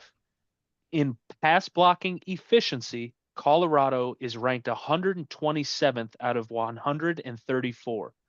Okay, so that's a question mark in and of itself. You know, when people say like, oh, he holds the ball too long, he drops too deep, things like that. I think he is culpable for some of the sacks that he took, but I think he played behind a terrible O-line. And more telling than the PFF pass blocking efficiency are these stats here. Rush play percentage, 39%. They're ranked 132 out of 134. Yards per rush, 2.5, ranked 133 out of 134. Rushes per game, 26.5, ranked 132 out of 134. And then rush yards per game, 65.7, ranked 134 out of 134. So when you look at Shador Sanders through that lens, it immediately jumped out to me that like this kid has never had a rushing attack. They don't run the ball. They're not looking to run the ball. They don't even view running as being an option.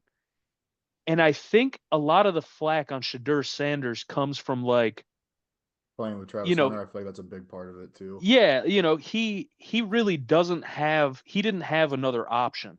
You know, and that's not the NFL way of doing things. You know, like if you were a superstar pitcher and all you had was a screwball, you know, they would probably wring your neck no matter how good your screwball was. So I just look at Shadur Sanders and I almost feel bad because he is so polarizing. He does have arm talent. I've seen people hate on his arm strength.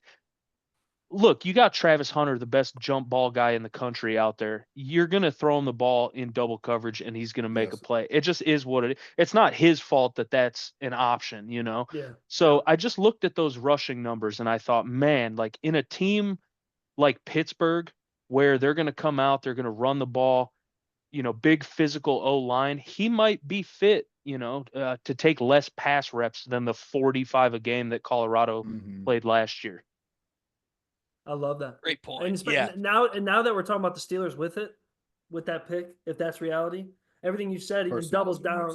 It doubles down even more with everything you said because Steelers can kind of present a little more of that. Like if he does go to the Browns, you know, the Browns have shown like with Ford and all that, they don't have like he might be repeating history again and just be launching the ball as much as he possibly can. You know what's and funny? then also, it almost kind of shows you that like sometimes in the draft, it's good to fucking be patient. Like sometimes like you want to be that number 1 overall guy and stuff, but sometimes you get set up in a nice situation, man, if you're just fucking patient. Yeah. The Baltimore Ravens, man. Use the Baltimore Ravens, for example. Yep. They're usually not aggressive in the draft, but they're consistently probably the best drafting team in the NFL. Like, and I'm talking just 1 through 7. Like, they're probably the most consistent drafted team, and they almost never trade up.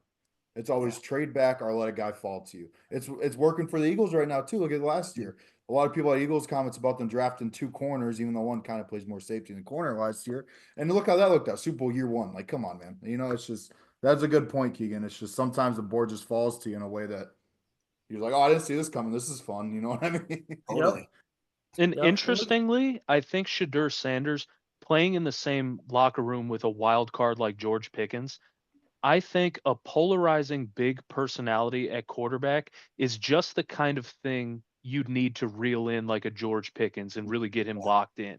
You know, like I have no real quantifiable reason for that. It's just based on vibes, you know. Yeah. But but I feel like Pickens would look at Sanders and go, okay, like this is our guy. Sanders is calm and cool and collected and he's used to the spotlight, whereas Pickens hit the spotlight and kind of wigged out a little bit.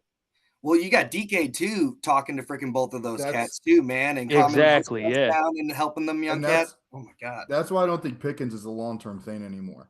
Like I don't think he's getting extended in Pittsburgh because Pickens and DK's play style is literally copy and paste, and DK's better at it. And based on DK's contract, there's no way they're going to pay Pickens now. So I don't know if it's like going to happen before season starts. I don't think that'll happen, but like next year, it'd definitely be a trade deadline thing. I think they'd be super interested in trading Pickens, like right now today.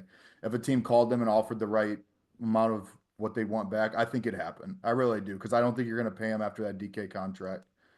Because they just do the same thing well, and DK's just better at it. And DK's a drama queen too, but he might be a little bit less of one, and more deservingly so that he's had his time to kind of, when he is pissed off, he's allowed to voice it. Versus Pickens, it's like, hey, young guy, sit in the corner and shut the fuck up. You know what I mean? Yeah.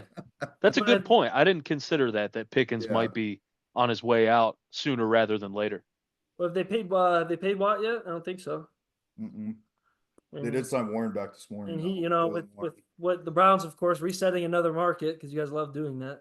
And then Jamar broke it. Now Mike is about to break it. Yeah. Wild stuff, dude. Wild stuff with that. Wild stuff. All right, push it forward. This is one of my favorite teams. I'm a Harbaugh guy. I always have been. I wish he never left the Niners. I really do. Of course, a lot of ownership change since then. I don't know how you go to 3 in a row NFC Championship games and go 8-8 and then get fired, but that's what we did with him. He's over here in LA with the Chargers. Pick number 22 with Clark leading the way, man. This is an exciting team. Is there anything that you see that you'd like to see them add? If Tet McMillan falls at 22, Harbaugh is going to be creaming his fucking pants. Yeah, I that's think what I they thought you need a were going. receiver. Give him another. I mean, that guy is right now the big board I'm looking at. I think is 11th, right? Like him Yeah. to fall at 21, they need a receiver. A lot of people think he is the best receiver in the class. I think Steve Smith said that he was his favorite guy. I'm pretty positive that's who it was. With Lad in the It- slot too, makes a lot of sense. It yeah, works. I think it'd be a very great weapon for them. Justin needs more guys. Ladd really showed out last year for I think it was a 3rd-round pick. Yeah. Ladd Or McConkey, I right? think he was second. I think he Yeah, was he second, right? wasn't first day, but Mhm. made a great impression for them and played really well. So I think instantly Tet McMillan right away. They will run that card to the stage. I bet they'd be interested in Loveland too, just because of Michigan connection. Harbaugh would Yeah. love Loveland in this system too. Yeah, that's another he very would good he one. would love it. But if Tet made it, I think you got to take the receiver just because that's what your quarterback needs, and you're obviously invested in him already. And him and Burt, you can just see him and what's his name working out, Ladd working out really well. Other than him being there, of course, in this situation, this is something where I've seen a lot of stuff like that Loveland kid from Michigan, because I mean they don't have any tight ends over there in San Diego, and he's a big body. And being Michigan already with Harbaugh, I kind of think like that kind of is a match made in heaven. He would love him. He knows him. He wants to, you know what I mean? He can rock with him right away. So I think Loveland would be a good pick. And Loveland's closer for most of the people. Loveland's closer ranked to Warren than he is the other group of tight ends in this class. Yep. Like that's just the way people look at him. They view him closer to Warren than they do anybody else. So a lot of people have him tight end 1 just because there's the Michigan offense, man. You don't get to, especially tight end. You're not going to get to put up numbers, man. That's just not the way. Especially last year. But it does resemble like that NFL style where like you could be at a pro set and you're already comfortable in that. You know what you're running. You didn't run spread the whole time. No, you got down with your hand in the dirt and you kept blocking. You kept getting those quick little routes. So I do like him there. If he's still there with them. And that's just my owner take there for the Chargers. And we're bringing them back to San Diego. By the way, I'm not doing no fucking LA shit no more if I'm the owner. Hell no, we ain't sharing no stadium, so bro. far to the ground. Here we go. TJ, this is a fun one. Green Bay Packers, pick 23. Another fun we're starting to get into teams that are contenders now. We're starting to push up there. Keegan has the next one with the Vikings in the same division. So where are you going to set the tone here for Green Bay, TJ? So I'm going to fill in right with what I've been doing for the last 5 years with the Packers, and I'm mocking a wide receiver in the first round. Say his fucking So name. for the Green Bay Packers, give me Emeka Egbuka from Ohio State. So my complaint with the Packers is that it's been the most obvious need for more years than it hasn't been. They've consistently had somewhat good quarterback play and fielded a team of creative players and NPCs at receiver. So when you get a guy like Egbuka, I don't think he even has like a weak part to his game. It's just things that he does better than others. Consistency. The consistency. That's what you're getting, and that's what they need in that receiver room, man. That's absolutely. People are gonna think you're fucking crazy because like all you look at the Packers receivers like, oh, they don't need a guy to. Yes, they do because none of their guys are consistent. None of their guys are healthy. Emeka's both. At least they haven't showed up. They are took that next step. They've had ample opportunity to do that, those young guys, and no one's really separated from the pack. I think it's a great pick for them. I think it's a great pick. I'm glad you did it because if you didn't do it, I was going to bring it up in a conversation anyway because I just think it makes too much sense. Yeah. They just need consistency there, and that's exactly what Emeka brings. And I think you do both too. I think if you want to put him in slot, you could do that. I think you could do the outside stuff too. I would think you get fun, do the jet sweeps and shit. Like I just think he's good at everything. I don't know how high his ceiling is. I don't know if it's a receiver 1, but as far as consistency goes, he's probably the most consistent player, like receiver in the draft. I mean, I love this pick. I'm glad you did it because I didn't know if you would, and I was going to ask you if you were thinking about it in the next one anyway. So yeah, I mean, look at what Njigba did last year for Seattle. It's similar to what I think Egbuka could do for Green Bay and be that consistent-handed, solid, just rock solid player playing out of the slot. And like you said, I think there is some outside like X potential too that I think he could. You stick him on the boundary. You definitely have to pay attention to him. I think he could just do it all. I think he's consistent in everything. I don't think he's bad at I don't think he's bad at anything. Good blocker too, which we'd even mention, which matters. Absolutely. Too. I can't Especially stand. Josh I Jacobs. can't Josh stand that Jacobs. motherfucker, bro. I'm so glad he's out of a Buckeye uniform. The amount of Saturdays I've seen him, the booger from deep, oh, touchdown, big noon kickoff. Like, shut the flying door. But I can't even. That fucking dude, stud, right? Stud. He's one of those a long list of OSU players. I'm just happy to see get going. Just get moving, buddy. I'm done seeing you. I've seen you for feels like six. It's like the same thing with what's his nuts. I was their quarterback. I feel like it's been 6 years I've been watching you fucking play football. Oh my god. But anyway, stud. Can't take it away from that. Good pick. Great pick. I'm glad it was fun to see that happen. I didn't know if you're gonna do it. All right. Big K Lowe, baby. The Vikings, you know, a team that's on the edge of greatness. 4 picks in this draft, by the way. The Vikings only have 4 picks in this year's draft. They only have 4 picks. So you're about Make to it make count. Yeah. Keegan's like, no, fuck that. Fucking sabotage that. Go Well, Detroit. yeah, I know, right?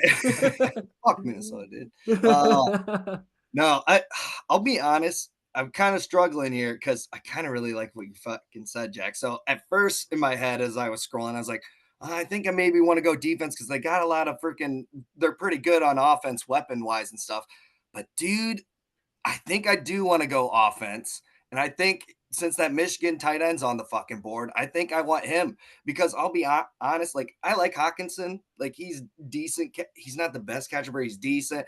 His blocking's all right. But I think this cat, especially since you said the blocking aspect, oh my God, fucking have him be your main blocking tight end. Young quarterback. Subbing in. Yeah. Safety blanket for a young quarterback. Yeah, you got a young quarterback, got two starting tight And ends. it was his tight end too. I'm pretty positive they played together at Michigan. Oh, that's shit. Yeah. I didn't even think about that. I wasn't even processing the only pick I'd argue with in this one is that safety from South Carolina. I love that kid. I think they're, Harrison Smith's out the door. There's a lot going on. They're getting older back there. I feel like the Vikings are one of those lucky teams that were able to hold on to a lot of pieces for a long time. And that door is slowly closing. And I also wouldn't mind, we picked a lot of edge guys right away. If some of those guys fall or some of the linebackers, like Keegan, that linebacker you picked earlier, would be a great addition for the Vikings this late in the draft. But you guys got any feels for the Vikings? Of course, they're going to need to win now. I think that they're going to struggle to win now. Their division's only getting harder. To me, it might be one of the most impressive divisions in football potentially this next year. Last year they were showing it. So when it comes to the Vikings, I'm not a Vikings fan particularly. I don't care about what they do or who they are. And it gives me anxiety when Sam Darnold left and now JJ McCarthy's coming in this season off, being out last year. Where don't get me wrong, I totally understand Sam Darnold contract year was going to have to get paid. McCarthy's obviously the first round pick, so he's the next guy up. But oh my goodness, to hedge the future of the franchise on a Michigan quarterback and then one that has sat out an entire season injured, it fills me with anxiety. Mm-hmm. I love it, especially when you can. Yeah, love it. Let's keep us on our toes. Especially if they knew that with their roster and the way they played and the play style, they were very successful last year.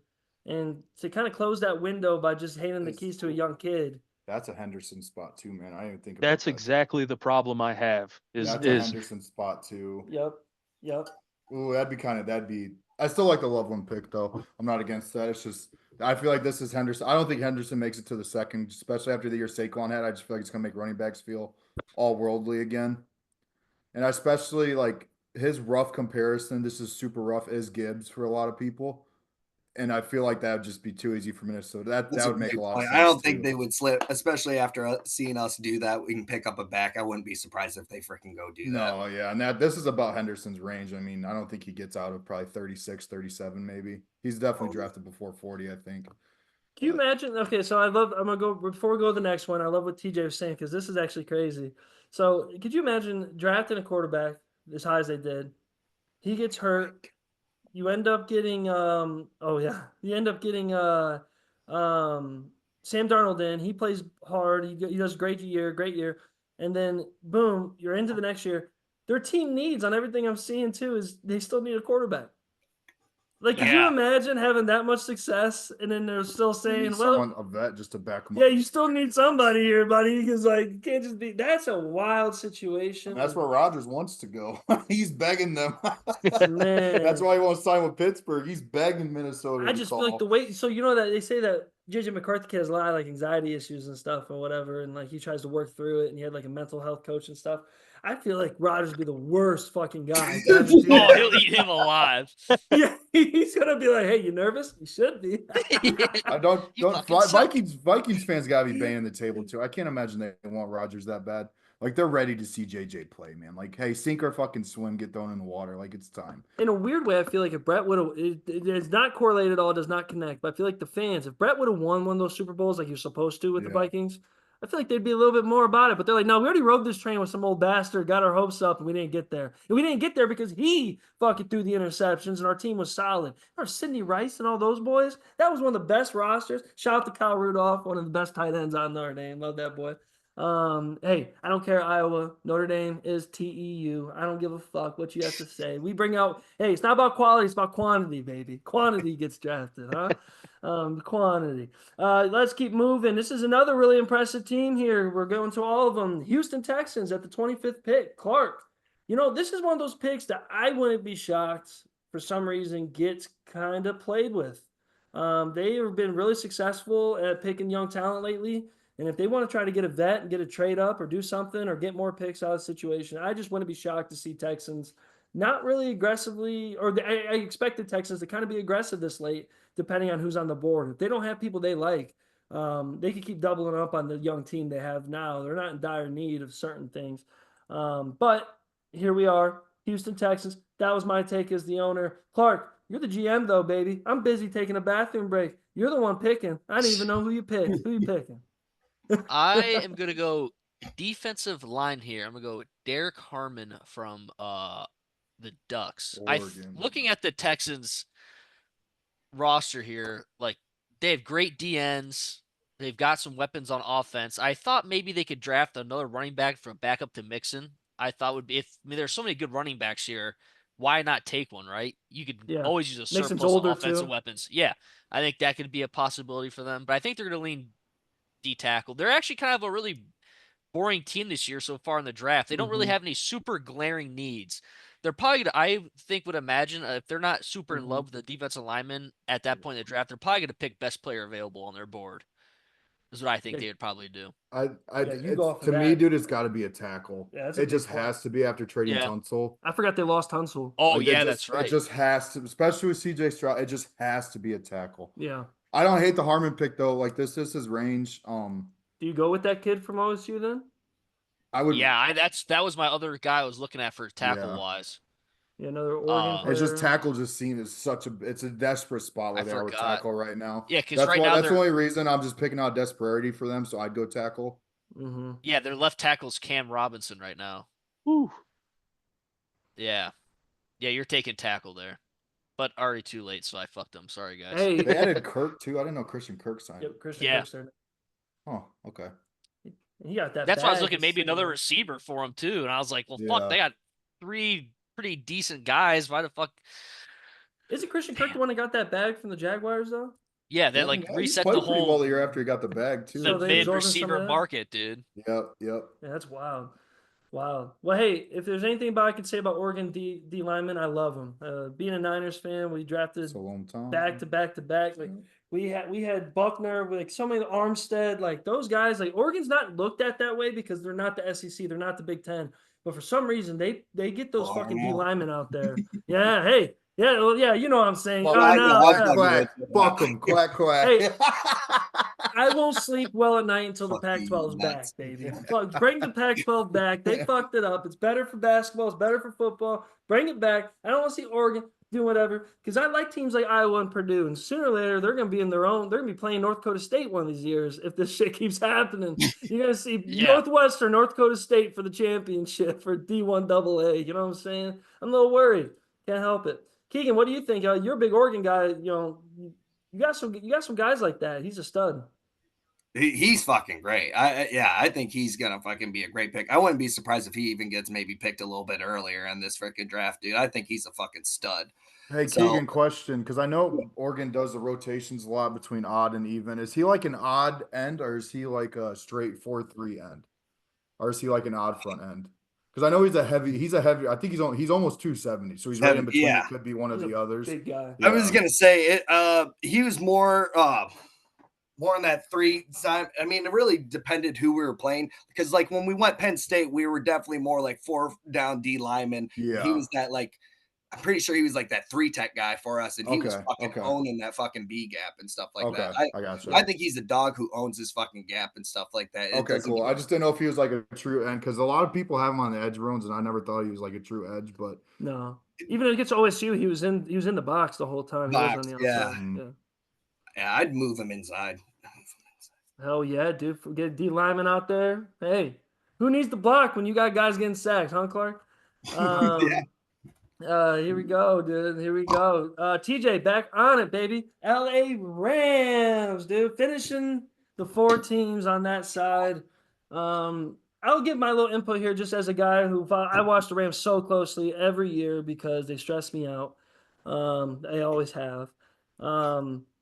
I think the Rams, there's just something about what's cooking, something about what they're trying to agree with Stafford, something about what they're trying to work out here. I think they see something we don't see, and they see that they're ready for a Super Bowl run. I think they saw what happened last year in the playoffs.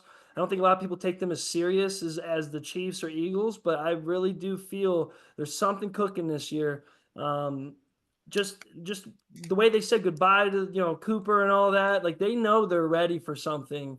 You don't just do that without. I already bet on them to win the Super Bowl because I just thought the odds were too good. Hey, there you go. Hey, Well, yeah, it just like it wouldn't be shocking if they won another. I'm not No. saying they're going to. I'm just saying strictly off betting odds. I was like, I'll sprinkle a little something on you that. got Like I like you got that. Devontae Adams showing up. Of course, he may not be the same Adams as a few years ago, but I think he He can gives. be. I mean, he probably gives you more than Cooper Kupp gave you though, and that's who they're I replacing. think you're going with- freaking Matt Stafford can revitalize careers too, especially guys like that freaking are great route runners and everything like that. Like that ball's gonna fucking be there every time, and he's got the hands to catch it. Well, GM, you heard it from Skip Bayless and Stephen A. What are you doing on this one? Can I play devil's advocate, another person in your war room? Let's hear it. McVay, should we consider Dart here? Should we consider the backup plan to Stafford? Because McVay and Dart would make a lot of sense, but it might be a spoiled pick. It's not that big of a need, but we do know Stafford's on the back end. Yep. This would keep you from having to reach. You could sit him and playing behind a quarterback you respect the shit out of. And when you talk about like a quarterback going through progressions, Stafford's great at it. But McVay's also used to working with quarterbacks that aren't great at it. Hence Jared Goff when he went to the Lions. Like I don't think it's the wildest to live in that world. I'm not saying it's going to happen, but I don't think it'd be shocking here. That's all. I don't think it'd be shocking. No. I think too the Rams are pretty erratic on draft night in that they're going to do precisely what they want to do, and they don't care how ESPN or Bleacher Report or any of the outlets look at what they do, which kind of led to my pick. This guy is one of my favorite prospects at the end of the first round, early second round grade. I'm going to go LA Rams select Siobhan Revel, the cornerback from ECU. So Revel was injured last season. I think he tore his ACL and missed a good bit of last season. But look, the Rams DC, Chris Shula, Don Shula's grandson, is leading the league in playing cover 3 and cover 6. It's a very specific out of the 5-1 front. They're going to play cover 3, they're going to play cover 6, and they're going to make you work. And a guy like Revel plays on tape downhill every single rep. He's tall, he's long. He's a little bit weaker like in the press situations than you might want. But playing those zones like that, he's got the perfect build and the perfect instincts for either dropping to make a play on the ball or running real hard up to the flat and making a tackle on a guy one-on-one, in somewhat open field. Yeah. And he dominated that level of football. If you're going to be a guy picked at this level from that level of D1 football, you need to dominate it's kind of like the Mike Green thing. It's like Mike Green dominated who he played, which is what he had to do to be picked that high from Marshall. That's exactly what Revel did too, I think, at ECU. And that's what I think that, like I said, the Rams, I don't particularly think the Rams would be all that scared to be like, this guy's got an early second round grade. We like him. Let's go ahead and grab him now. Because like you guys said, I think they're in the win now period. Yep. I don't think they rebuilt. Like they're just resetting and kind of getting They're everything so straight. calculated. They're so calculated. And if they steal a couple division games, that maybe they're not slated to win late in the year, we could be looking at them, potentially as division winners or high on the wild card, so they're looking for guys that can play now. It'd just be the most least surprising thing to me to see them be good again. It would be like, yeah, no shit, it's Sean McVay and Matthew Stafford. You know what I mean? Exactly. And interesting. With that defensive line too coming off that year, that other Kobe kid, I always forget his name. Yeah. Interesting point on Revel. I think at the very least, like if Revel is a complete bust at corner, if he gets to the NFL and he can't play corner, he's a top level special teams guy. And I know obviously you wouldn't draft somebody like special teams on purpose, but if shit hits the fan and you got to put him on the field goal block package, I think he blocked 4 field goals last year or 4 extra points. Damn. So the guy's got a high motor and he's a dog. I actually wonder if they'll be back in the Jalen Ramsey discussions too. If the Dolphins are dealing him, it make a ton of sense. He's already been there. I don't think that would take away the Revel pick. You could still give both. Yeah. I just think that definitely be a Jalen Ramsey landing spot. If he does get traded this week, come back where he was successful. They like him already. Yep. But heck yeah. Well, that'd be all fine and dandy, and the Niners could do what they always do and beat them in LA in the playoffs. And Brock Purdy gets carried on people's shoulders. Sorry, Jack. I had to punch in right. with the Rams. No, you're right. Hey, like they're scary, man. They're so good. Like I think they could win the division for sure. I just know that they don't like getting punched in the mouth. And Fred Warner loves to punch them in the fucking mouth over and over. What was that, Marshawn Lynch? Over and over and over again. What kind of message is that? Just run through motherfucker's face. You ain't got to deal with it no more. Oh, man. All right, speaking of running through people's faces, man, this is a physical team. And Keegan, I like you being involved with this one because we got the Ravens, man. Baltimore Ravens, sitting here 27. Another team that's very similar, I think, as the Rams, like TJ was saying, where they're not going to be scared, I don't think, to do what they need to do, pick who they want to pick, fill in the gaps they need. They have a great secondary. Of course, we all know that linebacker play there is superb. They can run the ball all over the place. I do think that they are one of those teams that are getting sneaky older. A lot of people they're just getting sneaky older. They're not old yet, but they're getting sneaky. I know that because as a Niners guy, in a couple of years you can see the Ravens going through what the Niners are going through right now. Not saying that Lamar's going to let that happen, but you just never know. But with this, they do need some, an edge. They do need some DBs, just overall corners. But fuck it, they can kind of go wherever they want, and pick who they want. Keegan, what are we thinking for the Ravens, baby? Be fun with. Well, I think offensively, I think we're solid. I think we got great weapons. I think our O-line plays great. Good QB. I don't think we need to touch the offense right now. Gotta go out and get a dude. If we're good in the secondary and we're good at linebacker, I think we got to go get some more edge pressure or something. Then I think, did we still have other fucking guy out of Georgia at end? I think he's gone. Williams, both gone. Both gone. Then I think that you got to go with, I just had him right here. Guy out of Texas A&M, Shamar Stewart. Did we already get rid of him? He's gone. He's Nice. gone. Yeah. I think, I'll be honest, the Lions are going to hate this. Did James Pierce Jr. go? James Pierce still here, baby, Tennessee. I think you got to take him, dude. I like that cat. Yeah, I like his length. Whoa. Yeah. Whoa. There's a snake in the grass I was talking about. Knock right out, dude. Try to hop in my ass. Get the fuck out of here. Yeah, I don't mind the Pierce pick. I think he's one of those questionable guys too, because you watched him against OSU was struggling really bad up front. That was their weak spot, right?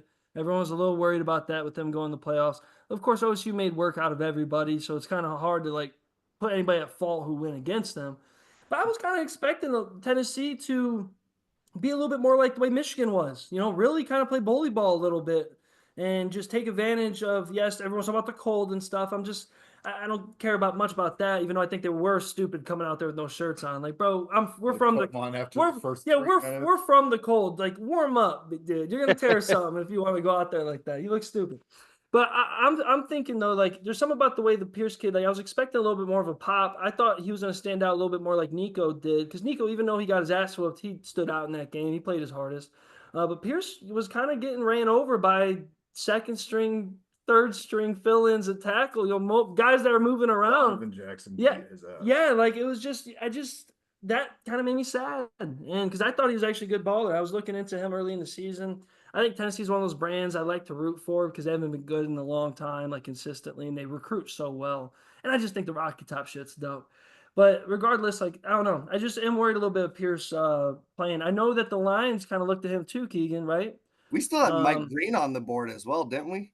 I took him to the Bears. You took him to the Bears. That's what it was. Yep. Yeah. Okay.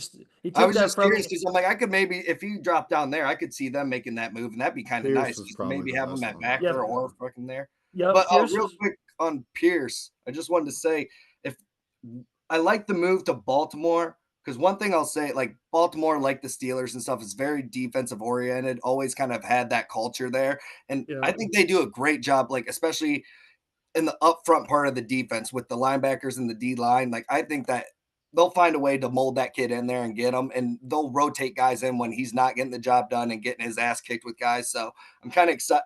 That would be kind of exciting to see how they would make that work.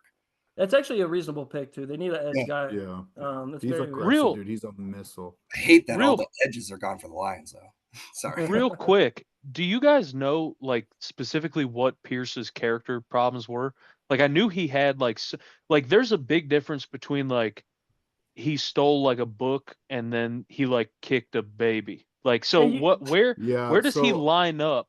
I can try to find it. You guys keep on going. You can call me a bad person, but being from up north, if you're in the SEC and you got character issues, you might as well just say you run a 4.4 as well. Like I don't really give. Yeah, I was just wondering the severity of his actions because like Tennessee has a loose locker room too, because you're right. Like he could have been a fucking menace to society and no one fucking shut him up because he started. So yeah, it's just all I'm seeing is a bunch of scouts. Like one scout said he's the worst character report in the entire draft. And then some scouts think that Tennessee's culture is just so bad there right now that might be the primary source for those concerns. That's what I was thinking. He did get a disobeying police violation and then a traffic stop. They was got to dismiss. He just likes to argue. I'm from NEO, baby. We all got him. Fuck it.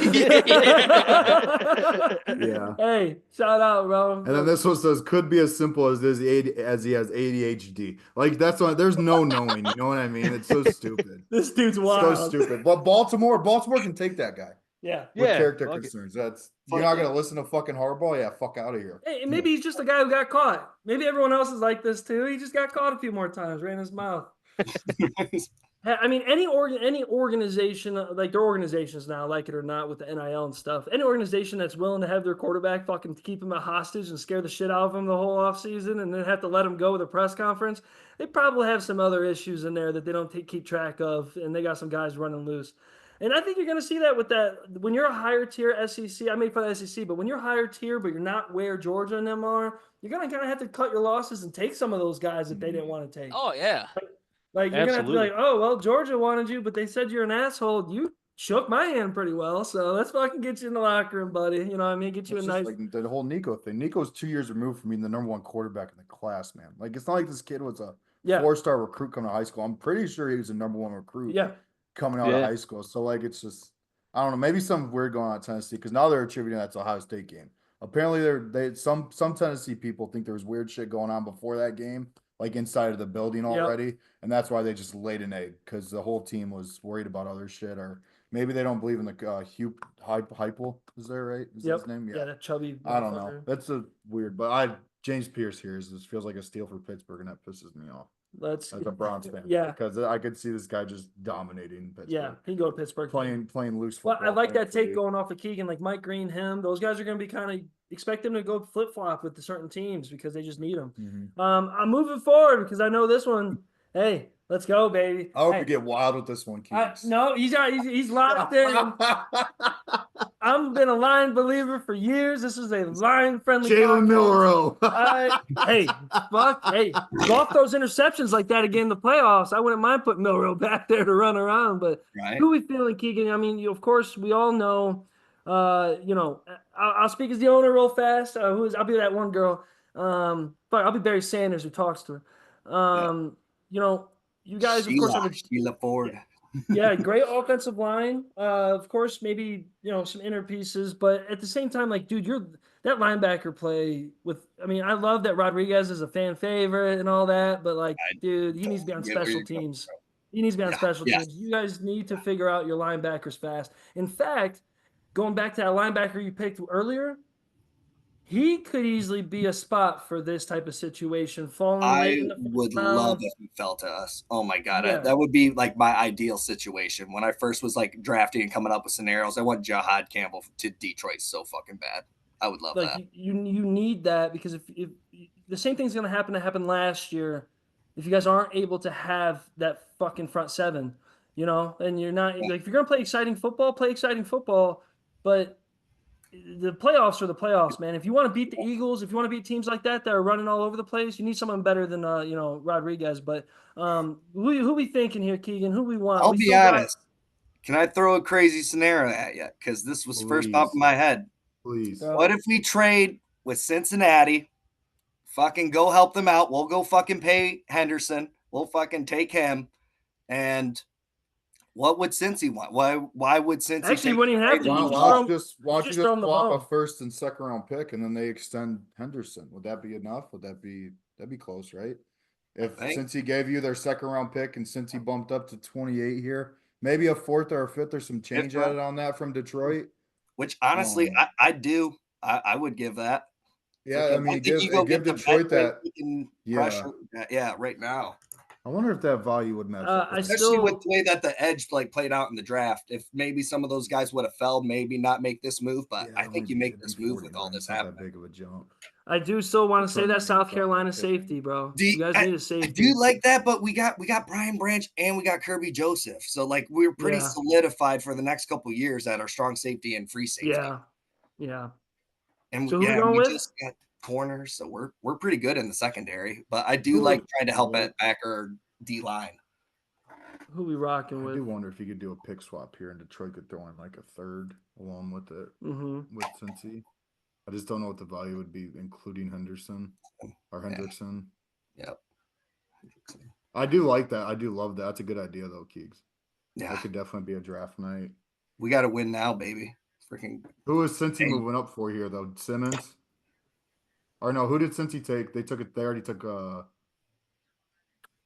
Gray Zabel.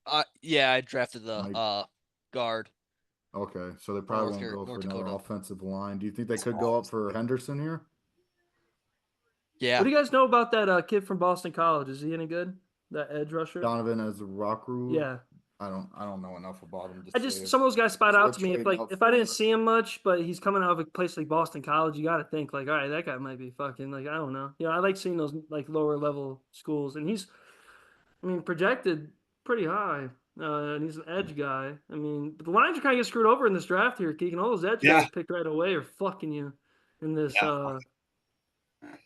We got Nick Scorton from Texas A&M, and then who's the corners for the Lions, Keegs? We drafted Arnold last year, and then we just picked up Reed from the Jets. So we're pretty solid at corner right now. Yeah, this could definitely be a trade-up spot for Barron because he is falling far right now. Yeah, Barron's our top guy at fifth. He's the 15th, like a projected guy. Yeah, someone's gonna get. Yeah.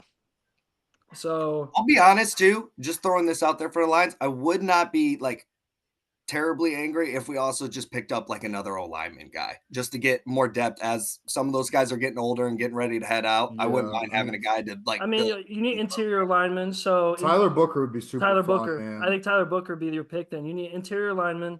You have your outside solidified. Yep. And- I say we go guard on this. Tyler Booker not playing right away would help because I think from everyone, I haven't really watched him, but from what everyone says, elite as they come run blocking, but falls off a cliff in pass blocking. So maybe if you draft him and he doesn't play for the first year, like he doesn't have to play for the first year, maybe that could really make him hone in on the craft for a little bit. But I mean, he's super highly rated. Like I said, the pass blocking's a concern, but I mean, it's pick 28, dude. You're not getting a perfect prospect. The Lions are also, in my opinion, the Lions right now are the best draft pickers currently. Like what they were, that whole team that's there right now, Jack Campbell and all them, was all them. Like everybody that's playing their offensive line, the way that front office is so fucking good. You guys are gonna pick a steal regardless. I can even see you guys dibbling down into the second round guys because you just like them enough to fucking take a chance. Would you consider Bird in here? Who we got here, TJ? So I just wanted to add to something you said about the Lions, like draft selections. They demonstrate like that old school mentality of picking nothing but football guys, like the Campbell pick, the Aiden Hutchinson pick. Even like the they Gibbs pick was thought to be early. Yes, they pick football players, and for as much in football media is given to like, oh, well, this guy had a 9.19 RAS and all this stuff. You got to pick guys that love the game, that want to show up and play the game. And that gives the Lions an edge. Like and that fits with Dan Campbell too. Like they love a football guy. Yep. That's all they care about. And that's why you win. Cleveland, take notes. Yeah, exactly. A lot of teams could take notes on that. That's how you change the program around. But who we think? I think we do Tyler Booker here. I think you're right. I think we talked ourselves into Booker, honestly.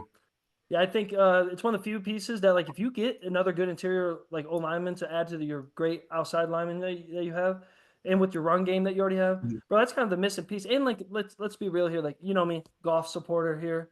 But if you can add some depth to that offensive line that was already hurt last year, you guys run the ball a little bit more. Golf doesn't throw those interceptions as much. Golf was so successful all year because he was able to run off that run game and then hit it deep. That playoff game, he got stifled big time the whole time. Would receiver be out of the question? They need a receiver. So funny, especially with the contract going, because I know they haven't paid Bama guy, Ohio State Bama guy. What's his name? Jamal Williams. Yeah, I know they haven't paid Jameson Williams. He's a dog. Because Burden would be a lot of fun there, man. Burden would be a lot of fun. But I don't know if that's necessarily a need as bad as Was it the Mizzou especially as how hard it is to come across interior or our tackle or offensive line. The Lions will draft a wide receiver in this draft. And they're going to need to draft at least one edge, if not two, as well. Yep, they're definitely going to. I think maybe you could sneak a guy, because here's what I'll say with that. I don't love like trying to pick a guy to compete with JMO. I really don't like that, because I think he's our dude. I really do. I think that motherfucker's about these like next couple seasons, because he finally just got his wheels going last year. Like he's about to fucking really start hitting high numbers. And the combination of him and St. Brown, like St. Brown's that perfect route runner, passive catch receiver. He's going to catch it every fucking time, get you that first down. But but he's only effective if you have the fucking threat of the deep ball. You got to get fucking guys bought and worried about the deep ball to get that spacing, to be able to get those type of passes, even with Laporta and stuff like that. So I think you got to keep him.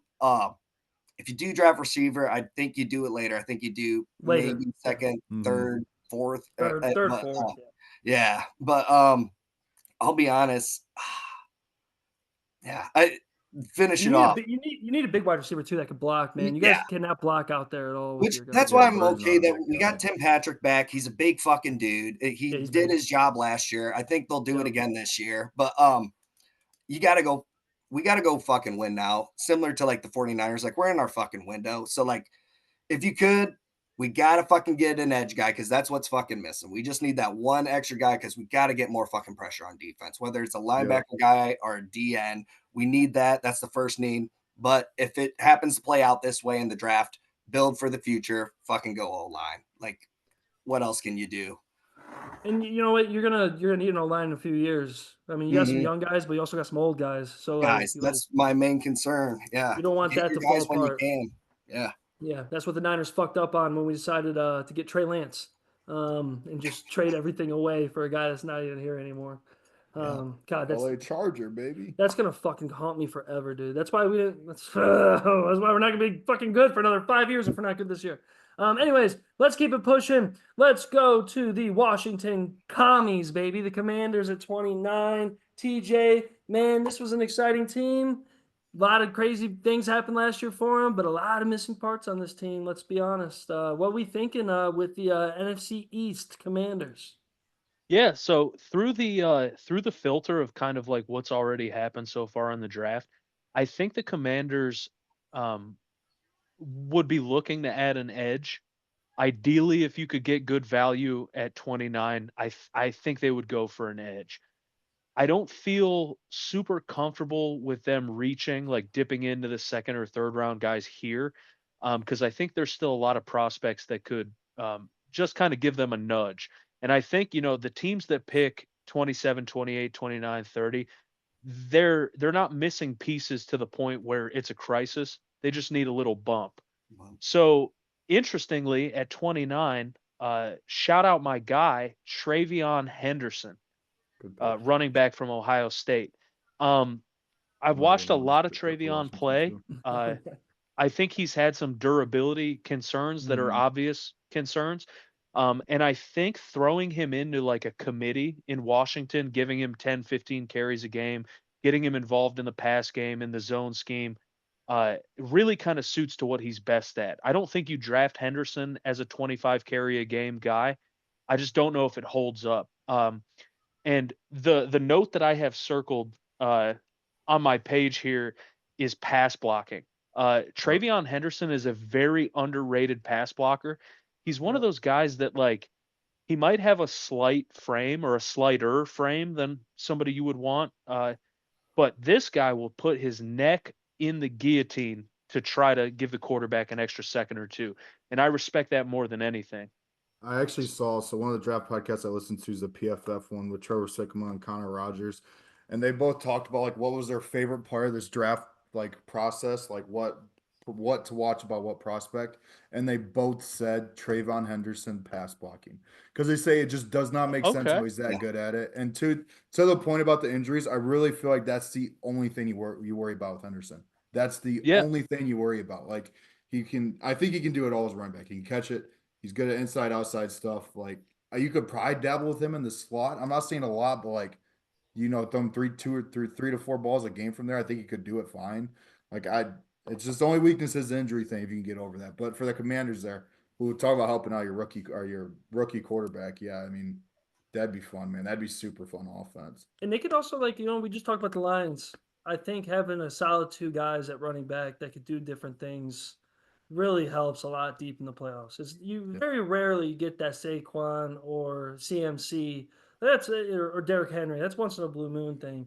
But if you can guarantee 2 really solid guys that can play different styles, depending on what's your situation on your offensive line or so forth, I fucking love that pick. That's a great pick. They're very exciting. I will say in this crazy draft that we have here, that Barron kid from Texas could be seen popping up at this time. Oh, yeah, baby.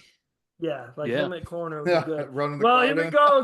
Clark with the Buffalo Bills. Let's lead it up. Clark, And Buffalo I'm Bills, gonna pick 30. Texas cornerback Barron. No way. Hell yeah. That's where we lose all credibility. Yeah, this is it. That fucking 30. Hey, you know what? Hit one good. It happens. Someone's got to fall. Somebody's got to fall. It should have played harder. Should have fucking had a big moment, kid. No, man, that'd be a fuck, especially for the Bills. I mean, what the Bills That's a steal. Burden would be fun there too. If I don't think that Barron would be there in the Thursday night, but I think Burden would be make a ton of sense for them. I can't believe that was my receivers not their second biggest option need. was receiver. Just getting another weapon for Josh Allen. I mean, Coleman showed flashes. Shakir really played very well last year. So I think they could definitely, if they have a receiver that they like if Buka falls, I think they would shit themselves if he was there still at the end of the first. I think almost every Washington would. I think the Chiefs would. What do we know? Is that a kid from Ole Miss pretty good? That I see him all over the place. That Walter Nolan kid, is he good? Oh, he's already got drafted.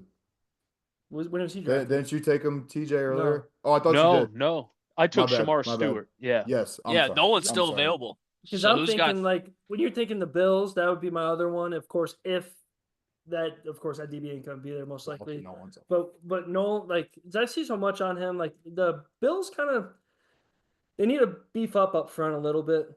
They just need to. Nolan plays like a human tree stump. Like he's the immovable object, that Love can that. eat the double teams and just doesn't move. And mind you, like human tree stump at 6'4". It's Yeah. just his leverage is so good off the ball, and he comes out of his stance like a cannonball, wrecking the pocket. Makes no sense for his size how quick he is, and it's just his first 2 steps are so he's already in your chest. Oh, dude, he's a freak. He is a freak. His film is so much fun. It's like, Oh, yeah. Ole Miss had some dogs, man. It's just like, what happened to you guys? He transferred from Texas Tech, Yep. Texas A&M, I Yes, believe. Yes, to that Ole was one of the Miss. first year NIL is how he ended up at A&M. Yeah. I mean, He was another kid, number 1 player in his class. I'm pretty sure coming out of high school, like number 1 overall. I'm pretty sure Walter Nolan was. Yeah. and here we are with the Chiefs, Keegan. Just saying, kind of a little toss up as the owner. If Nolan's still there for one of the last picks at D line, I would love that, especially with. I mean, they're getting a little older up there too. I wouldn't mind that. Of course, everyone's been talking about like they ain't DBs. Everyone wants to talk about the O line, but I feel like I don't know. I just when you start getting O linemen at this stage, are you taking a gamble at all? Yeah. Near the end of the round. Totally. So Yeah. I kind of had circle to them in every draft. Yeah. I kind of had 2 little crazy thoughts here. One, we know that Kelsey's kind of heading out the door. So, like, this Mason Taylor guy who's fucking 6'5" from LSU doesn't look too fucking shabby to me. Just to fucking have another guy. But I'll be honest, I kind of fucking want to go crazy and get that fucking running back from Arizona State. Because I'll be honest, I think Pacheco's I know that he's a 2nd round guy for sure, but dude, I think Pacheco's got that dog in him. I think you need a dude that can fucking just get pounded. Fucking throw that guy in the mix. He can catch the ball too. Fuck it. All right, Cameron Scatterbo. Dude, imagine Scatterbo and what's his face over there, bro? Oh my gosh. Fucking Scatterboo's a Mountain Dew kid, man. Pacheco. Pacheco. Mountain Dew kid. I recognize the trailer park when I see it, man. Scatterboo's an all-star, bro. yeah. Hey, bro. Hey, I'm putting him in. Scatterbo. Hey, you know what? Dog. Yeah. Dog. Fucking dog. I love that, dude. Spread it out. Jeez. Straight vibes, baby. Yeah. Fuck it. He might block well, too. Crowd, baby. Let's go. All right. Final pick, 32, defending Super Bowl champs. Up to Eric Wheeler over here. What are we thinking for the Eagles? Because they could literally take anything. Like, they don't. Anything. I think I'm going to go. Keegan wasn't that far off with that tight end pick with that Taylor kid either. We still have Donovan as a Rocco here, right? Yep. I think I'm gonna go him just because I feel like that's the only true need they need to fill is edge. Yeah. Their interior D line's great, offensive line's great. Don't need anything there.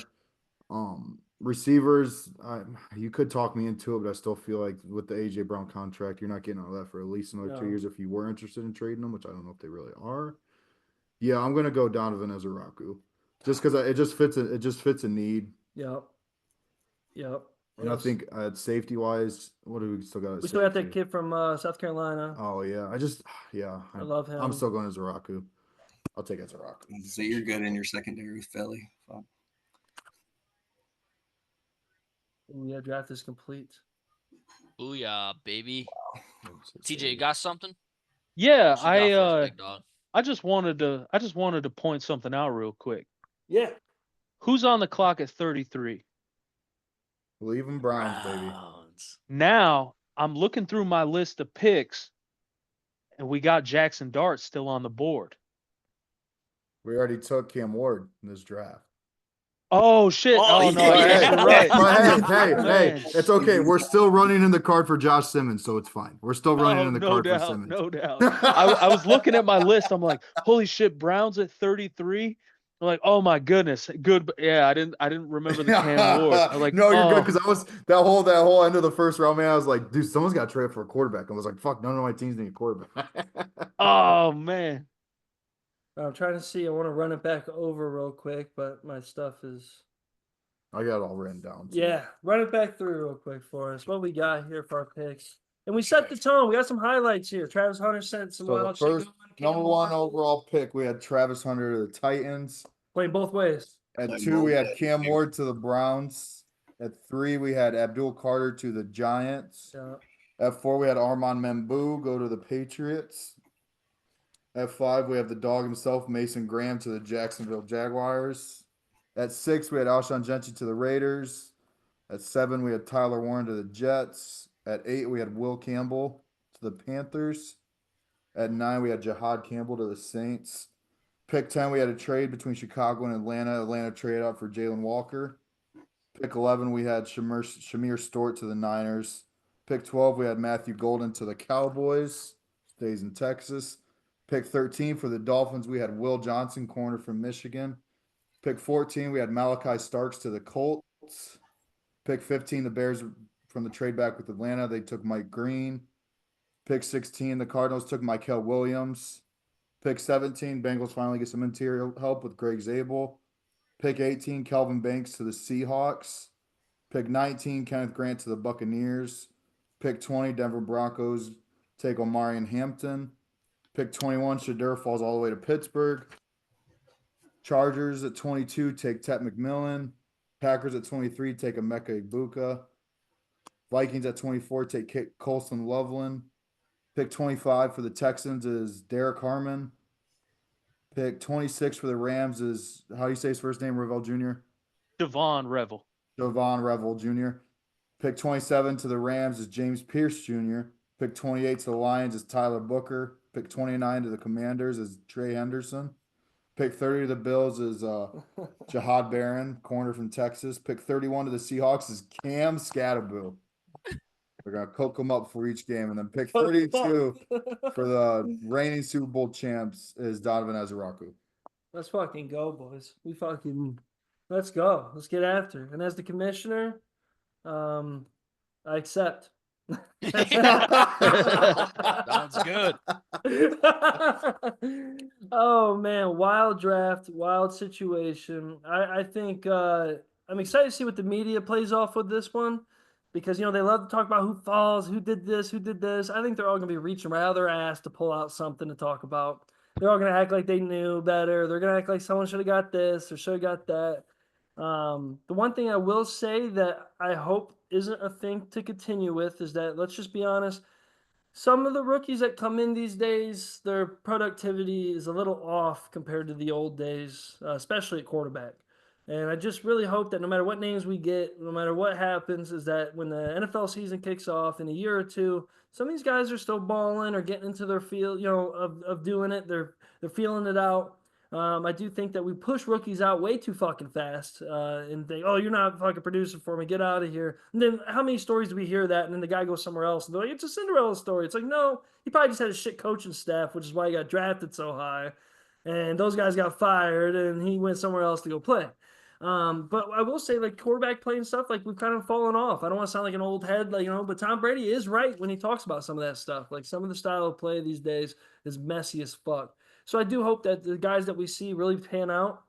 I will say also is, how many years I just dropped this. How many years do we see SEC guys that are supposed to be a shoe-in, all these Georgia guys, all these Bama guys, anybody, and they just don't do it. They just don't. And I just want to see that change.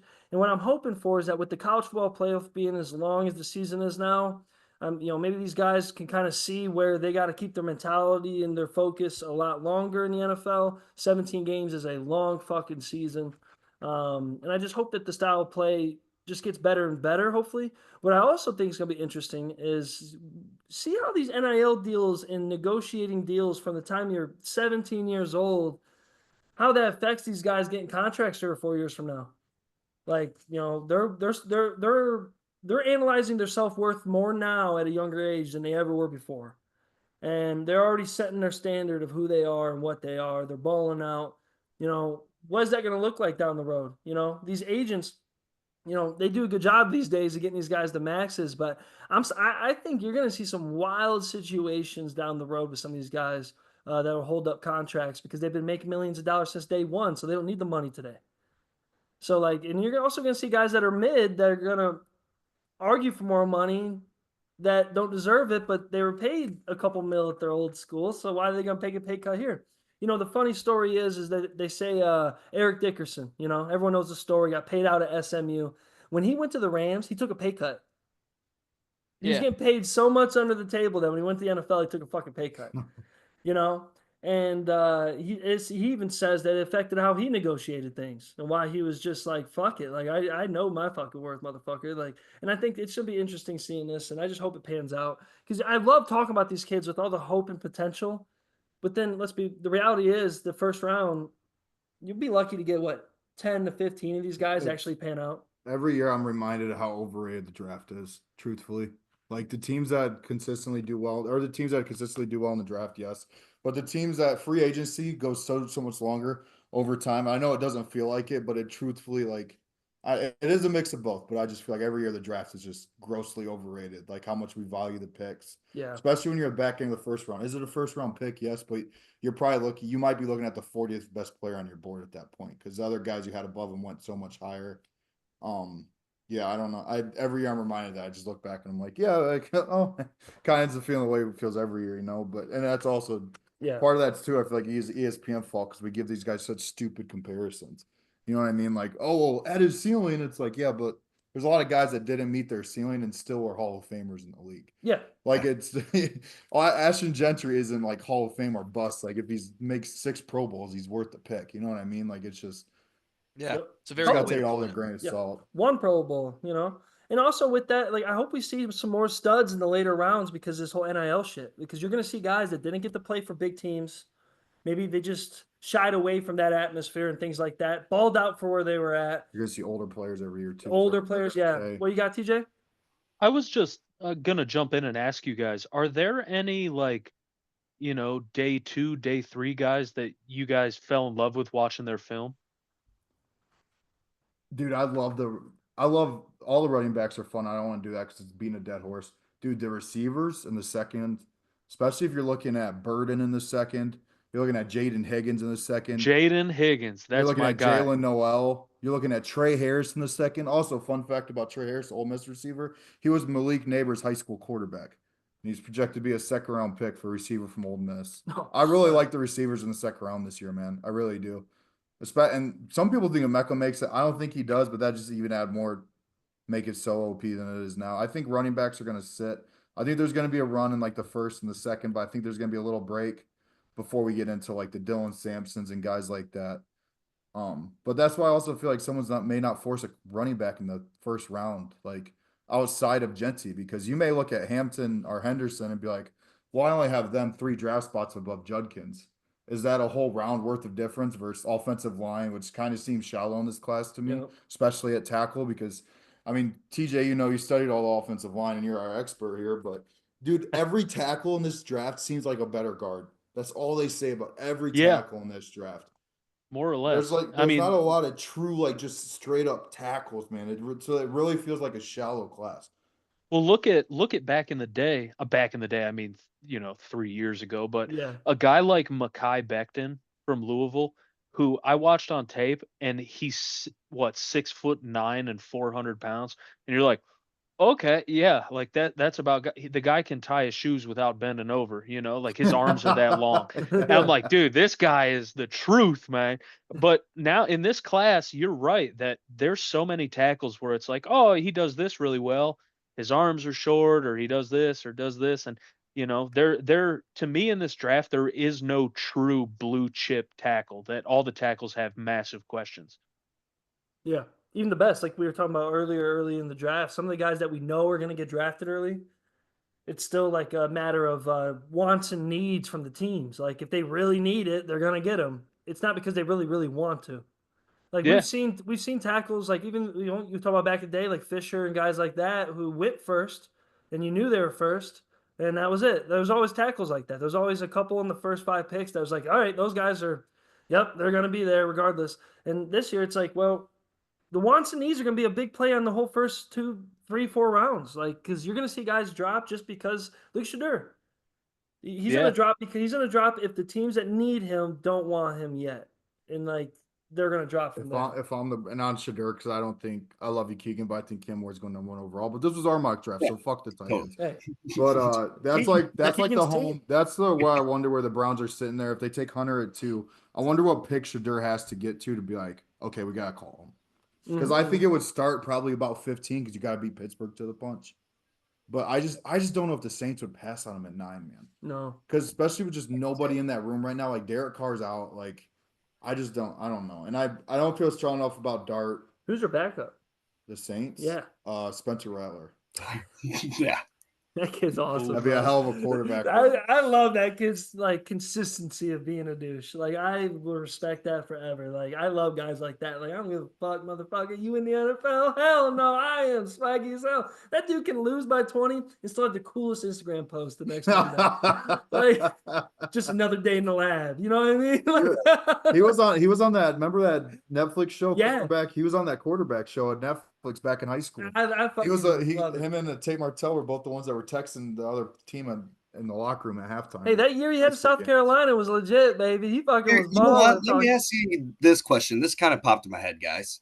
What do you think's better? You think it's better to have like your guy at QB and build the team around him, or you think it's better to build the team around him and then eventually get your guy? Like you the know what I mean? Steelers Like, are is right it better now. to have the foundation laid out first where you have a good O-line, you have a solid defense, then go get your quarterback later on? Or is it smarter to, hey, have your QB and we'll find those guys eventually? Because it I'll seems like a answer lot of people do first. that first one and fuck it up. I'll Yeah. answer first before these guys dive into it, but I'll say from experience as a Niners guy with Jimmy Garoppolo, Purdy. Yeah. I can't argue that I can argue strictly that like you don't need that guy first. If you have a good, but it depends though. You need something to stand out. And what happened with the Niners was their running game and their front seven stood out so much so that they could plug a guy in there. If you don't have something that you're really focused on, like look at the Lions, another great example. You know, like Goff was their guy, but Goff definitely not their first choice of all quarterbacks. But the fact that they knew that they had a strong enough offensive line, they knew they had the firepower to kind of let him be the part that runs the machine. I think the Lions and Niners are one of those teams that show like you don't need it. You just don't. Right. I mean, even the Eagles did it too a couple years ago. My only pushback would be that if you want to build it and then go for the guy, you're gonna have to be aggressive in the move up.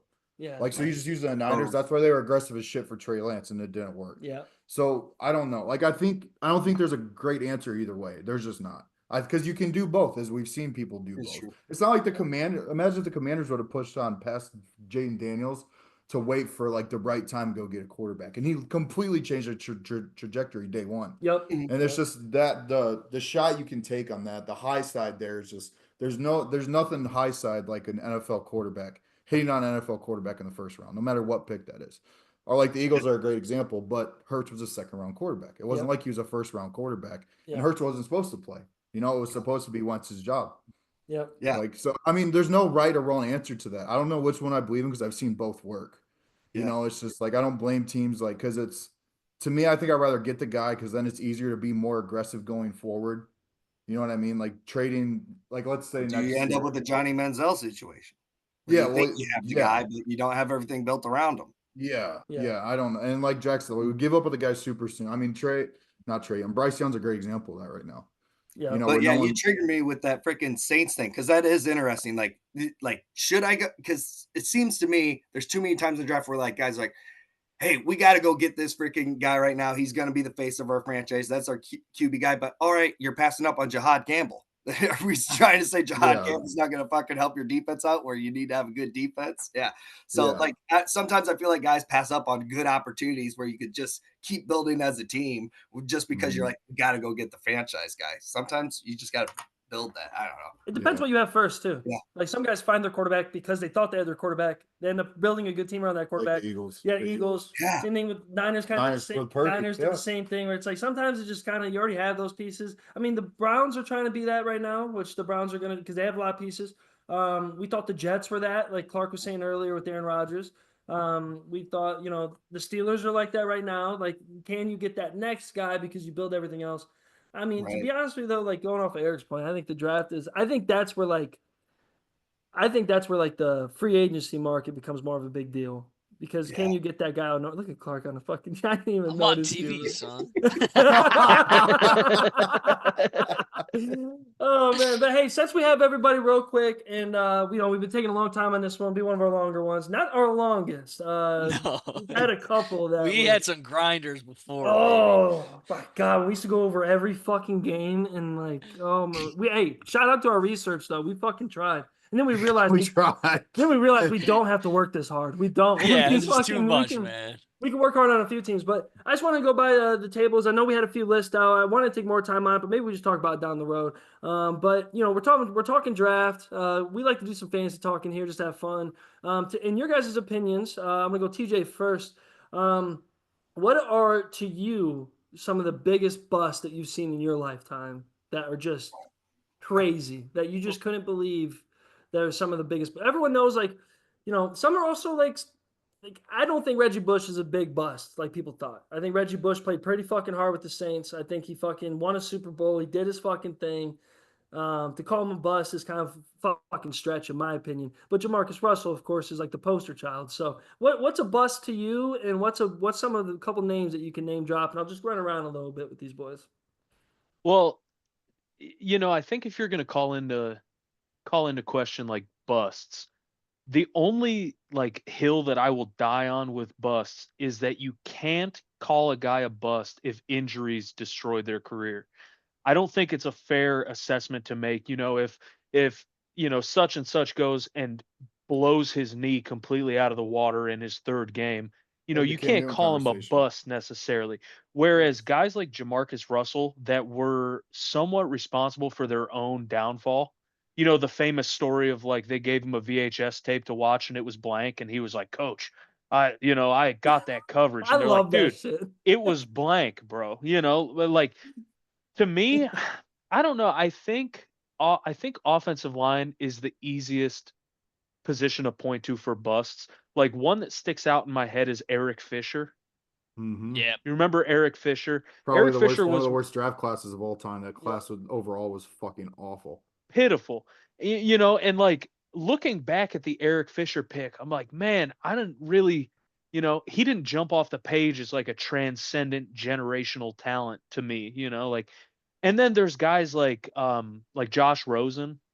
They were talking about Josh Rosen as potentially being like a career starter, 12, 14 year Carson Palmer type player. And he sees the field and it almost looks like he doesn't understand what's happening in front of him. So I look at that kind of stuff. I really wanted to point out that I don't think injuries should be considered for busts. I Yeah. think they're a bust for the team.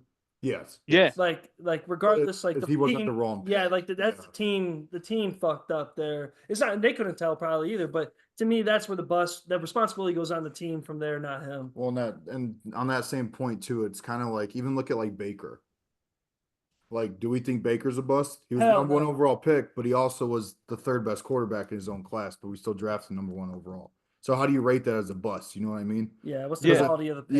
Yeah. So that changes it too. I'll always just think of quarterbacks. They just matter too much. Like TJ did say offensive line though, because everybody needs one every single season.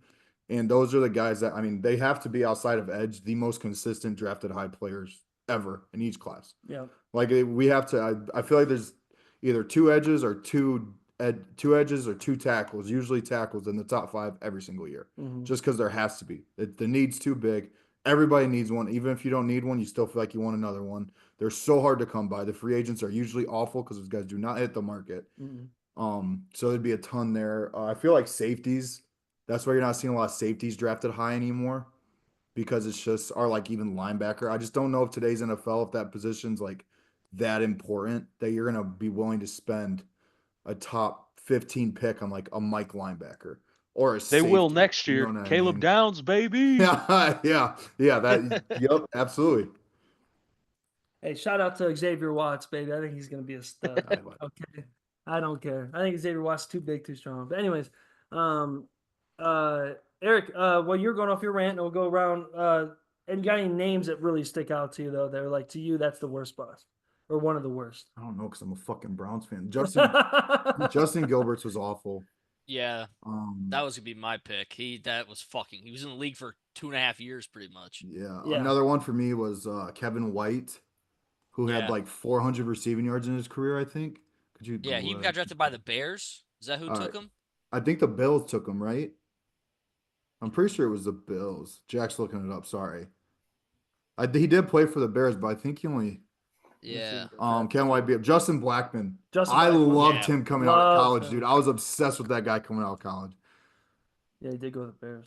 Oh, he did go. I thought he got drafted to the Bills. Maybe I think somebody else then. But I don't. May Yeah, end it with there's the a Bears. ton. There's so many, especially Kelvin being a Benjamin. Bills fan. Kelvin Benjamin. Eating Kelvin fucking Benjamin though, he had holy that, crap. that's where you start going into like what's a real bust where like Yeah. he at least had a couple years where he's playing. I mean, Trent Richardson was a top 5 pick for guys. Yeah, Trent that's Richardson, that's that's a big another one. bust. That's a big bust. Huge. Keegan, you got any in your head as a Lions fan? Any guys, especially some of the guys you pulled the I said trigger this on? random one that popped in my head, like Colt McCoy. Yeah, Colt McCoy, like what? still a career guy, but Where did he it get too. drafted at? Did he get in the He first was a round? second round pick. He was a second Second round? I thought, yeah, that makes sense. That makes And he sense. still stayed. He stayed in the league, just retired. So, but that's where the other thing is like, is some of these guys that are career backups supposed to be considered bust? That's what I was literally about to ask. Well, I was going and to a say he second had a round long pick. career and like played, but like Yeah. he never really put up the He was numbers that we also all thought he drafted to could the do. Browns, which doesn't And- help either. So That's Yeah. true. it's a little bit of leeway.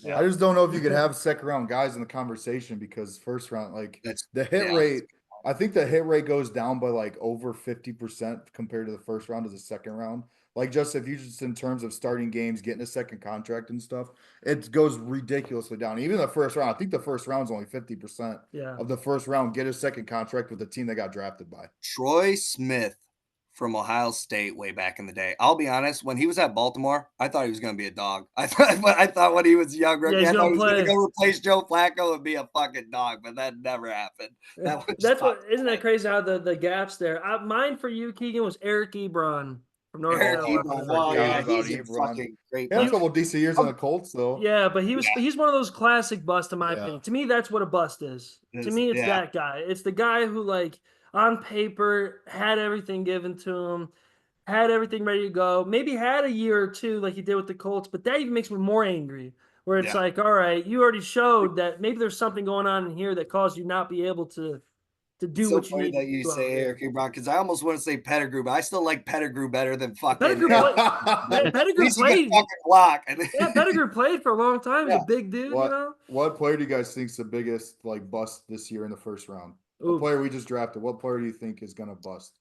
If I had to plant my flag, I'd probably go either Shamir Storts, just because it makes no sense when you have that, how that production isn't there. I understand like how do you only have one pass rush move playing for Texas A&M? Like Yeah. you're getting coached by good coaches. I don't care if they're mid SEC team. You're still getting coached by guys that know how to get you to the fucking league.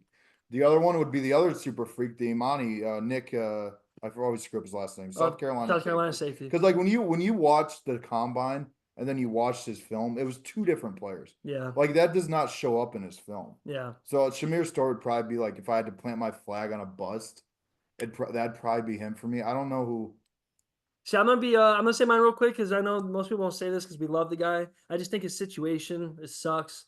I really don't. I love Cam Ward, but I don't think the Titans are gonna win anytime soon. Yeah. And I think he's gonna be a classic, great talent. Yeah. You know, just can he push through like Bryce Young's trying to currently?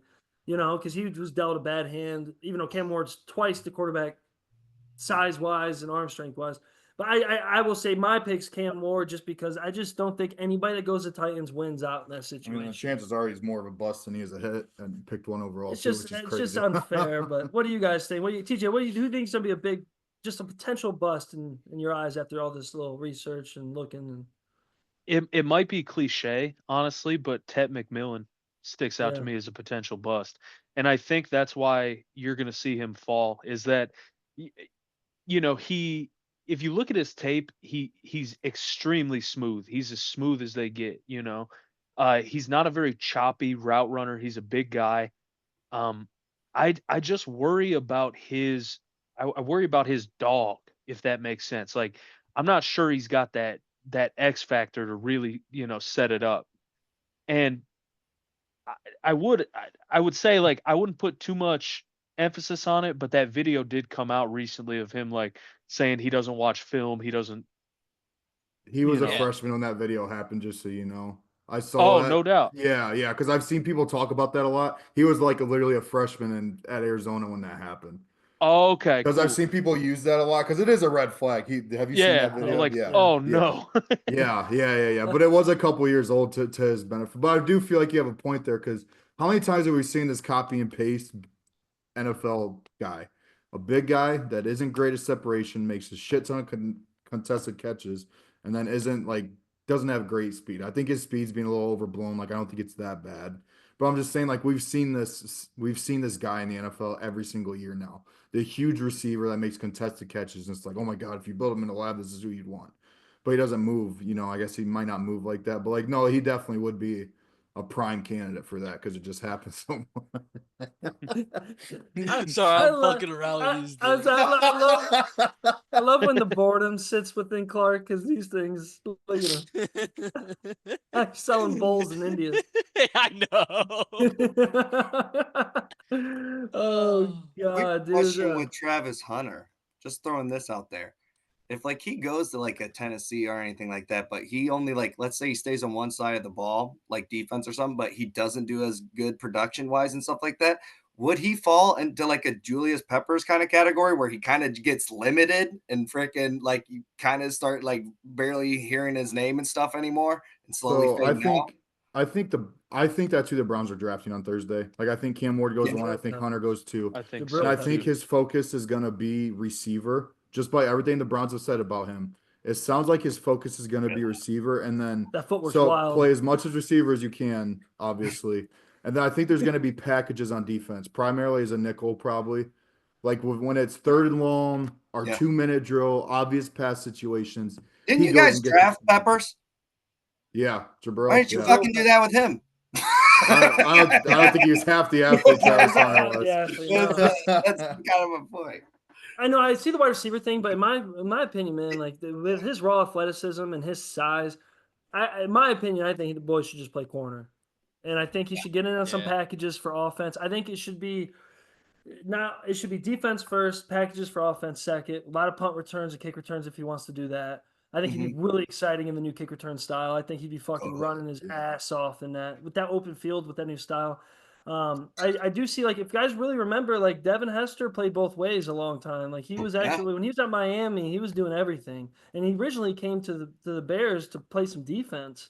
They found out how fast he fucking was with what he was doing in Miami, so he just decided to be strictly offense after a while. It's also why he had a weird number at 23 playing wide receiver. They asked Hunter about special teams at the combine. He told him I already got 2 jobs. I don't need a third.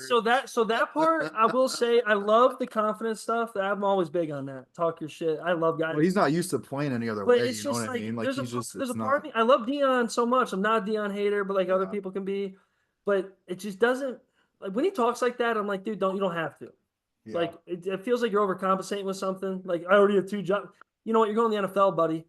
Like I don't want to be that guy, but like wherever you're able to get you a bag, because that's what's gonna matter most to you, and that's what why he's gonna play receiver. you're gonna Because that bag you're gonna is ball out wherever different. it's at. Yeah, and also like let's talk that talk. Week 8, week 10, week 12, when the shit's the grind, when the bruises ain't going away, when the bone bruises are there, when the fucking, shoulder rotator cuff starting to fucking grind, you know what I'm saying? Like, and you got to finish the season, you're taped up a little bit. Let's talk about that stuff then. If you're able to do it then, dope.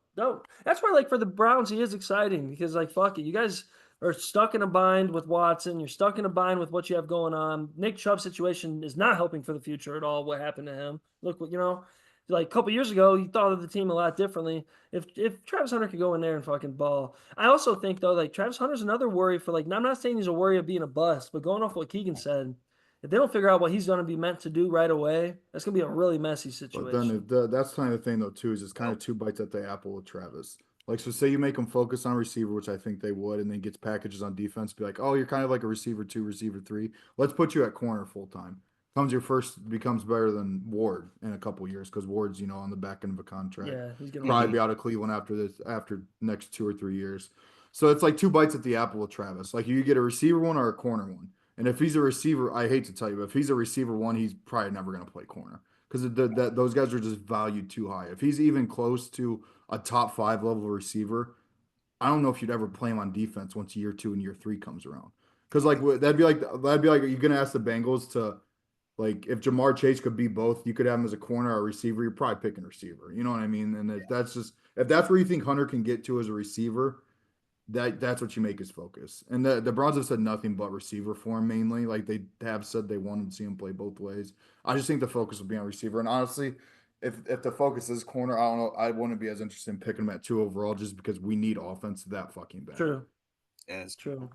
And that's why talking about the playing both ways thing, like at the end of the day, like that sounds really cool. You're gonna Mhm. say, oh yeah, I'm a both side baller, I'm retiring, if they don't let me play.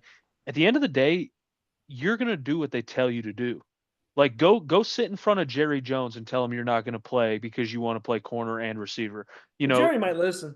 But go sit in front I of know what Jimmy you mean. Haslam. Yeah, I know Go what you sit mean. go sit in front of one of these old heads and The tell him least like, friendly. hey, Yeah. you pay me $40 million a year to do this job. I want to do this job as well. Like I don't think that's going to fly with a real long-time NFL owner. No. If- And then like old if- school coaches too. If he can play top 5 both ways, does he break the record for highest paid player in the league? Without a doubt. He'd have to. Yeah, I feel like Otani. I mean, honestly, it'd probably Quarterback be a different kind of it'd probably be quarterback money. That'd be a different kind of Yeah. contract. You're in charge of too much. Which would be nuts. Could you imagine if he's top? That'd be fuck. Even if he's receiver 2 and corner 2 on your team, that'd still be a crazy contract. Oh, if he could Like Yeah. if he was receiver 2 and corner 2 on your team, that's still an insane contract, one we've never seen before. even like 5, you get like say you get 1,000 yards and 5 interceptions. That's fucking crazy. Yeah.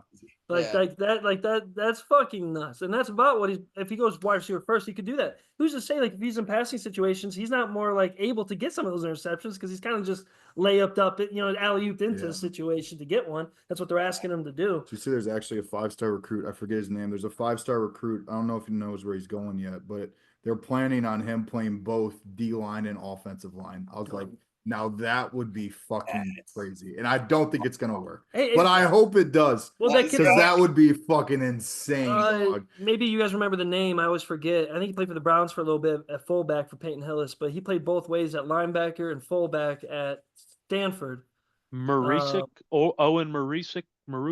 Yeah. He had long hair. It's- Yeah, and Yeah. he played middle linebacker and fullback at Stanford, which is a fucking combo there. Yeah. And was able to try to do that. He's a great special teams guy too. Like, I mean, that's the type of guy you want in Kill your his whole NFL. family out with CTs. Oh, did he? I don't know. Did he? I'm asking. I don't know. That's what Hey, I on was this gonna pod say. on this pod with Clark, you never know what shit he's gonna throw at you, bro. That's he ran what I was over a gonna family say. of 5. With the offensive line and defensive line guy, that guy gonna have banana pudding for a brain, man. They better pick which He's side fucked. he wants He to is fucked. play.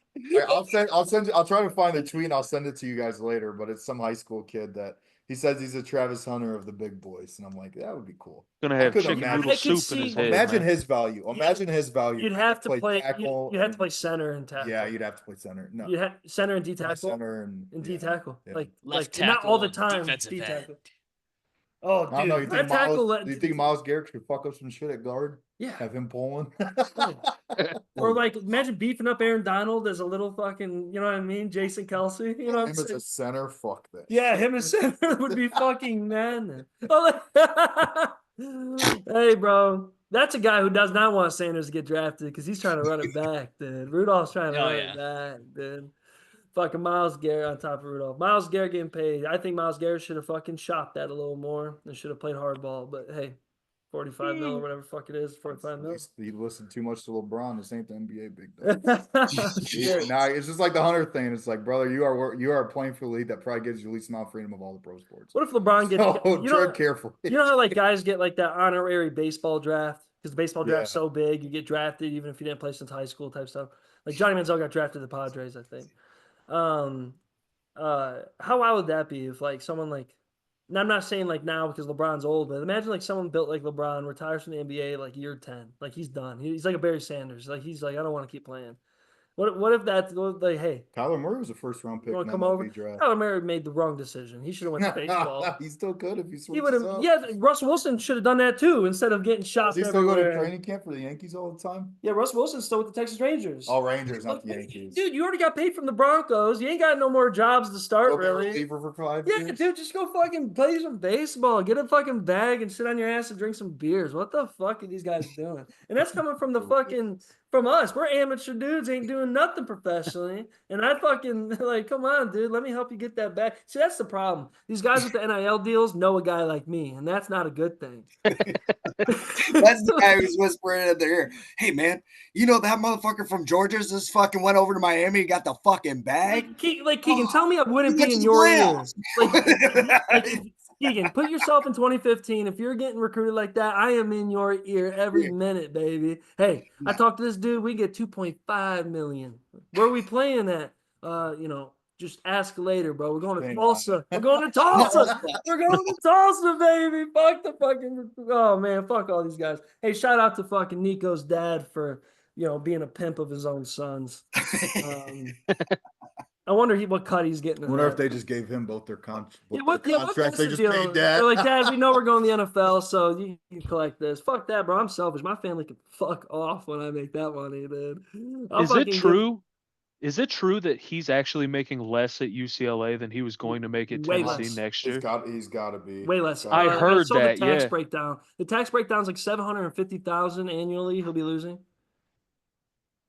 If you look at those NIL contracts, though, it wasn't crazy for Nico to ask for that amount of money. It truthfully it wasn't. Like, no, he just should have probably not. You got Carson Beck getting $7 million. You got Quinn Ewers getting $6.5. I'm pretty sure Lagway's making over $4.5. Like, it's just the way the guys are paying him. He was asking for kind of like market price compared to like, hey, if you want me to stay, like, give me a fucking pay bump. And I don't blame these college. He should have, but he should have bounced. He should have bounced way earlier. Yeah. He would have got all the market value. Everyone would have had time to look at him. Everyone had time to pull their strings together. Hell, Tennessee would have had time to put their strings together because they need him. He shouldn't have waited and held out. That's why it's really weird timing. It doesn't feel like it's about money because in the spring portals too, I don't know. Like it feels. They need one portal time. That will be the first change. Yeah, they need to make Joel Clark commissioner of college football. Hey, fuck yeah, they do. Joel Clark's a fucking dog. Follow every word that man says. Hey, I saw they released the year and dates for the next year's championship. Can't wait to see the Buckeyes back there. No Saturday games with the Irish. No Saturday games. Whole process. That's really. Yep, it's New Year's Day, New Year's Eve. I hate New Year's Eve. Thursday, Friday, and then championship Monday. Hell yeah. Well, boys, you guys got anything else to throw in before we get off here soon? Clark always does the same thing, gives me the fucking thumbs up. He's ready to play Oblivion. I just wanted to add real quick. I know I don't have to tell you guys, but maybe it'll affect a listener positively. At the end of the day, 99.999% of everything about all these prospects happens behind the scenes. Not Todd McShay, not Adam Schefter, not Mel Kiper, not us, not me, your Uncle Jim knows anything about any of these people. So anybody between now and draft night that says, well, John, I think this is going to happen, or this guy told me this, has no fucking clue what they're talking about. So let the dice fall where they may on draft night. Let's have a good night. It was a pleasure doing the podcast with you guys. Thank you for having me, fellas. Fuck yeah. Much love always. A lot of fun today. Yo, dude, I'm excited to text you guys on Thursday and when all baby. of our drafts fucked up by pick 4. Hey, you know what? Going off of TJ's thing, I definitely think we could plan more stuff like this in the future. It won't be 3 hours long with draft stuff. Do a recap episode. Yeah, but we'll do a recap after the draft would be pretty cool. Hell yeah. Season opener, keep that in mind.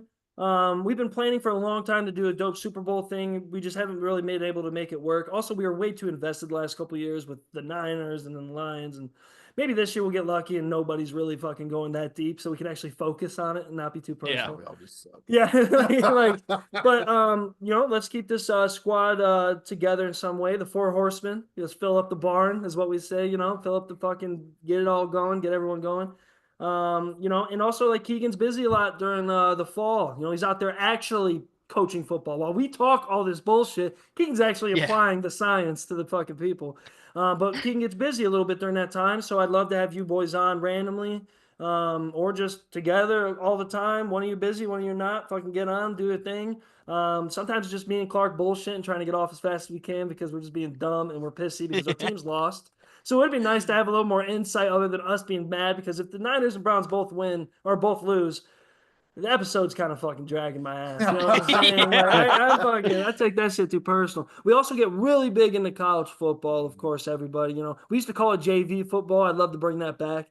You know, fucking Wide open. yeah, This year, man. College football's wide open. That's it makes it so fun with everything, and of course that helps.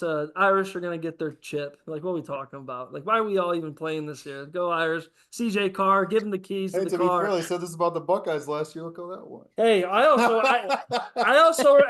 also remember a lot of homies saying, "Hey, the Irish are good, but you know, against an SEC defense, I don't know what's gonna happen." Well, I did know what happened, and I saw it with my own eyes, baby. Fuck Georgia, fuck Penn State, fuck Ohio State, go blue. I fucking hate Michigan, but we don't play them anymore. But anyways, oh man, Keegan, you got anything before we bounce, big guy?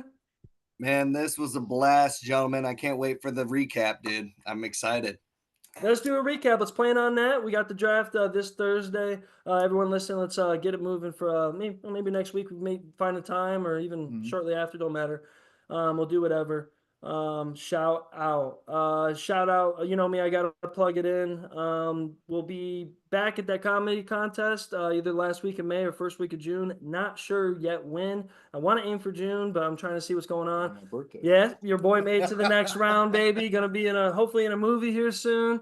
With the kid from Cat in the Hat. So it's good, wild ass time we live in. Go support my boy Jack Warner, man. Hey, amen, baby. Don't have So to make questions. I feel like some weird shit happened on that. yeah, I know. I'm too curious. But got that going. Also gonna plug Faces Change. We got a new episode coming out this Friday with Neil as a guest. We're going to change it up. If you haven't seen it already, we have a wild animal episode with Keegan that people are fucking loving. It is fucking wild. It is out there. I actually suggest if you just put it on, do laundry or something. Don't tap in completely or you'll fucking lose yourself. But I have to tap that stuff in. Shout out to you guys. Shout out to everybody. And this is From the Deep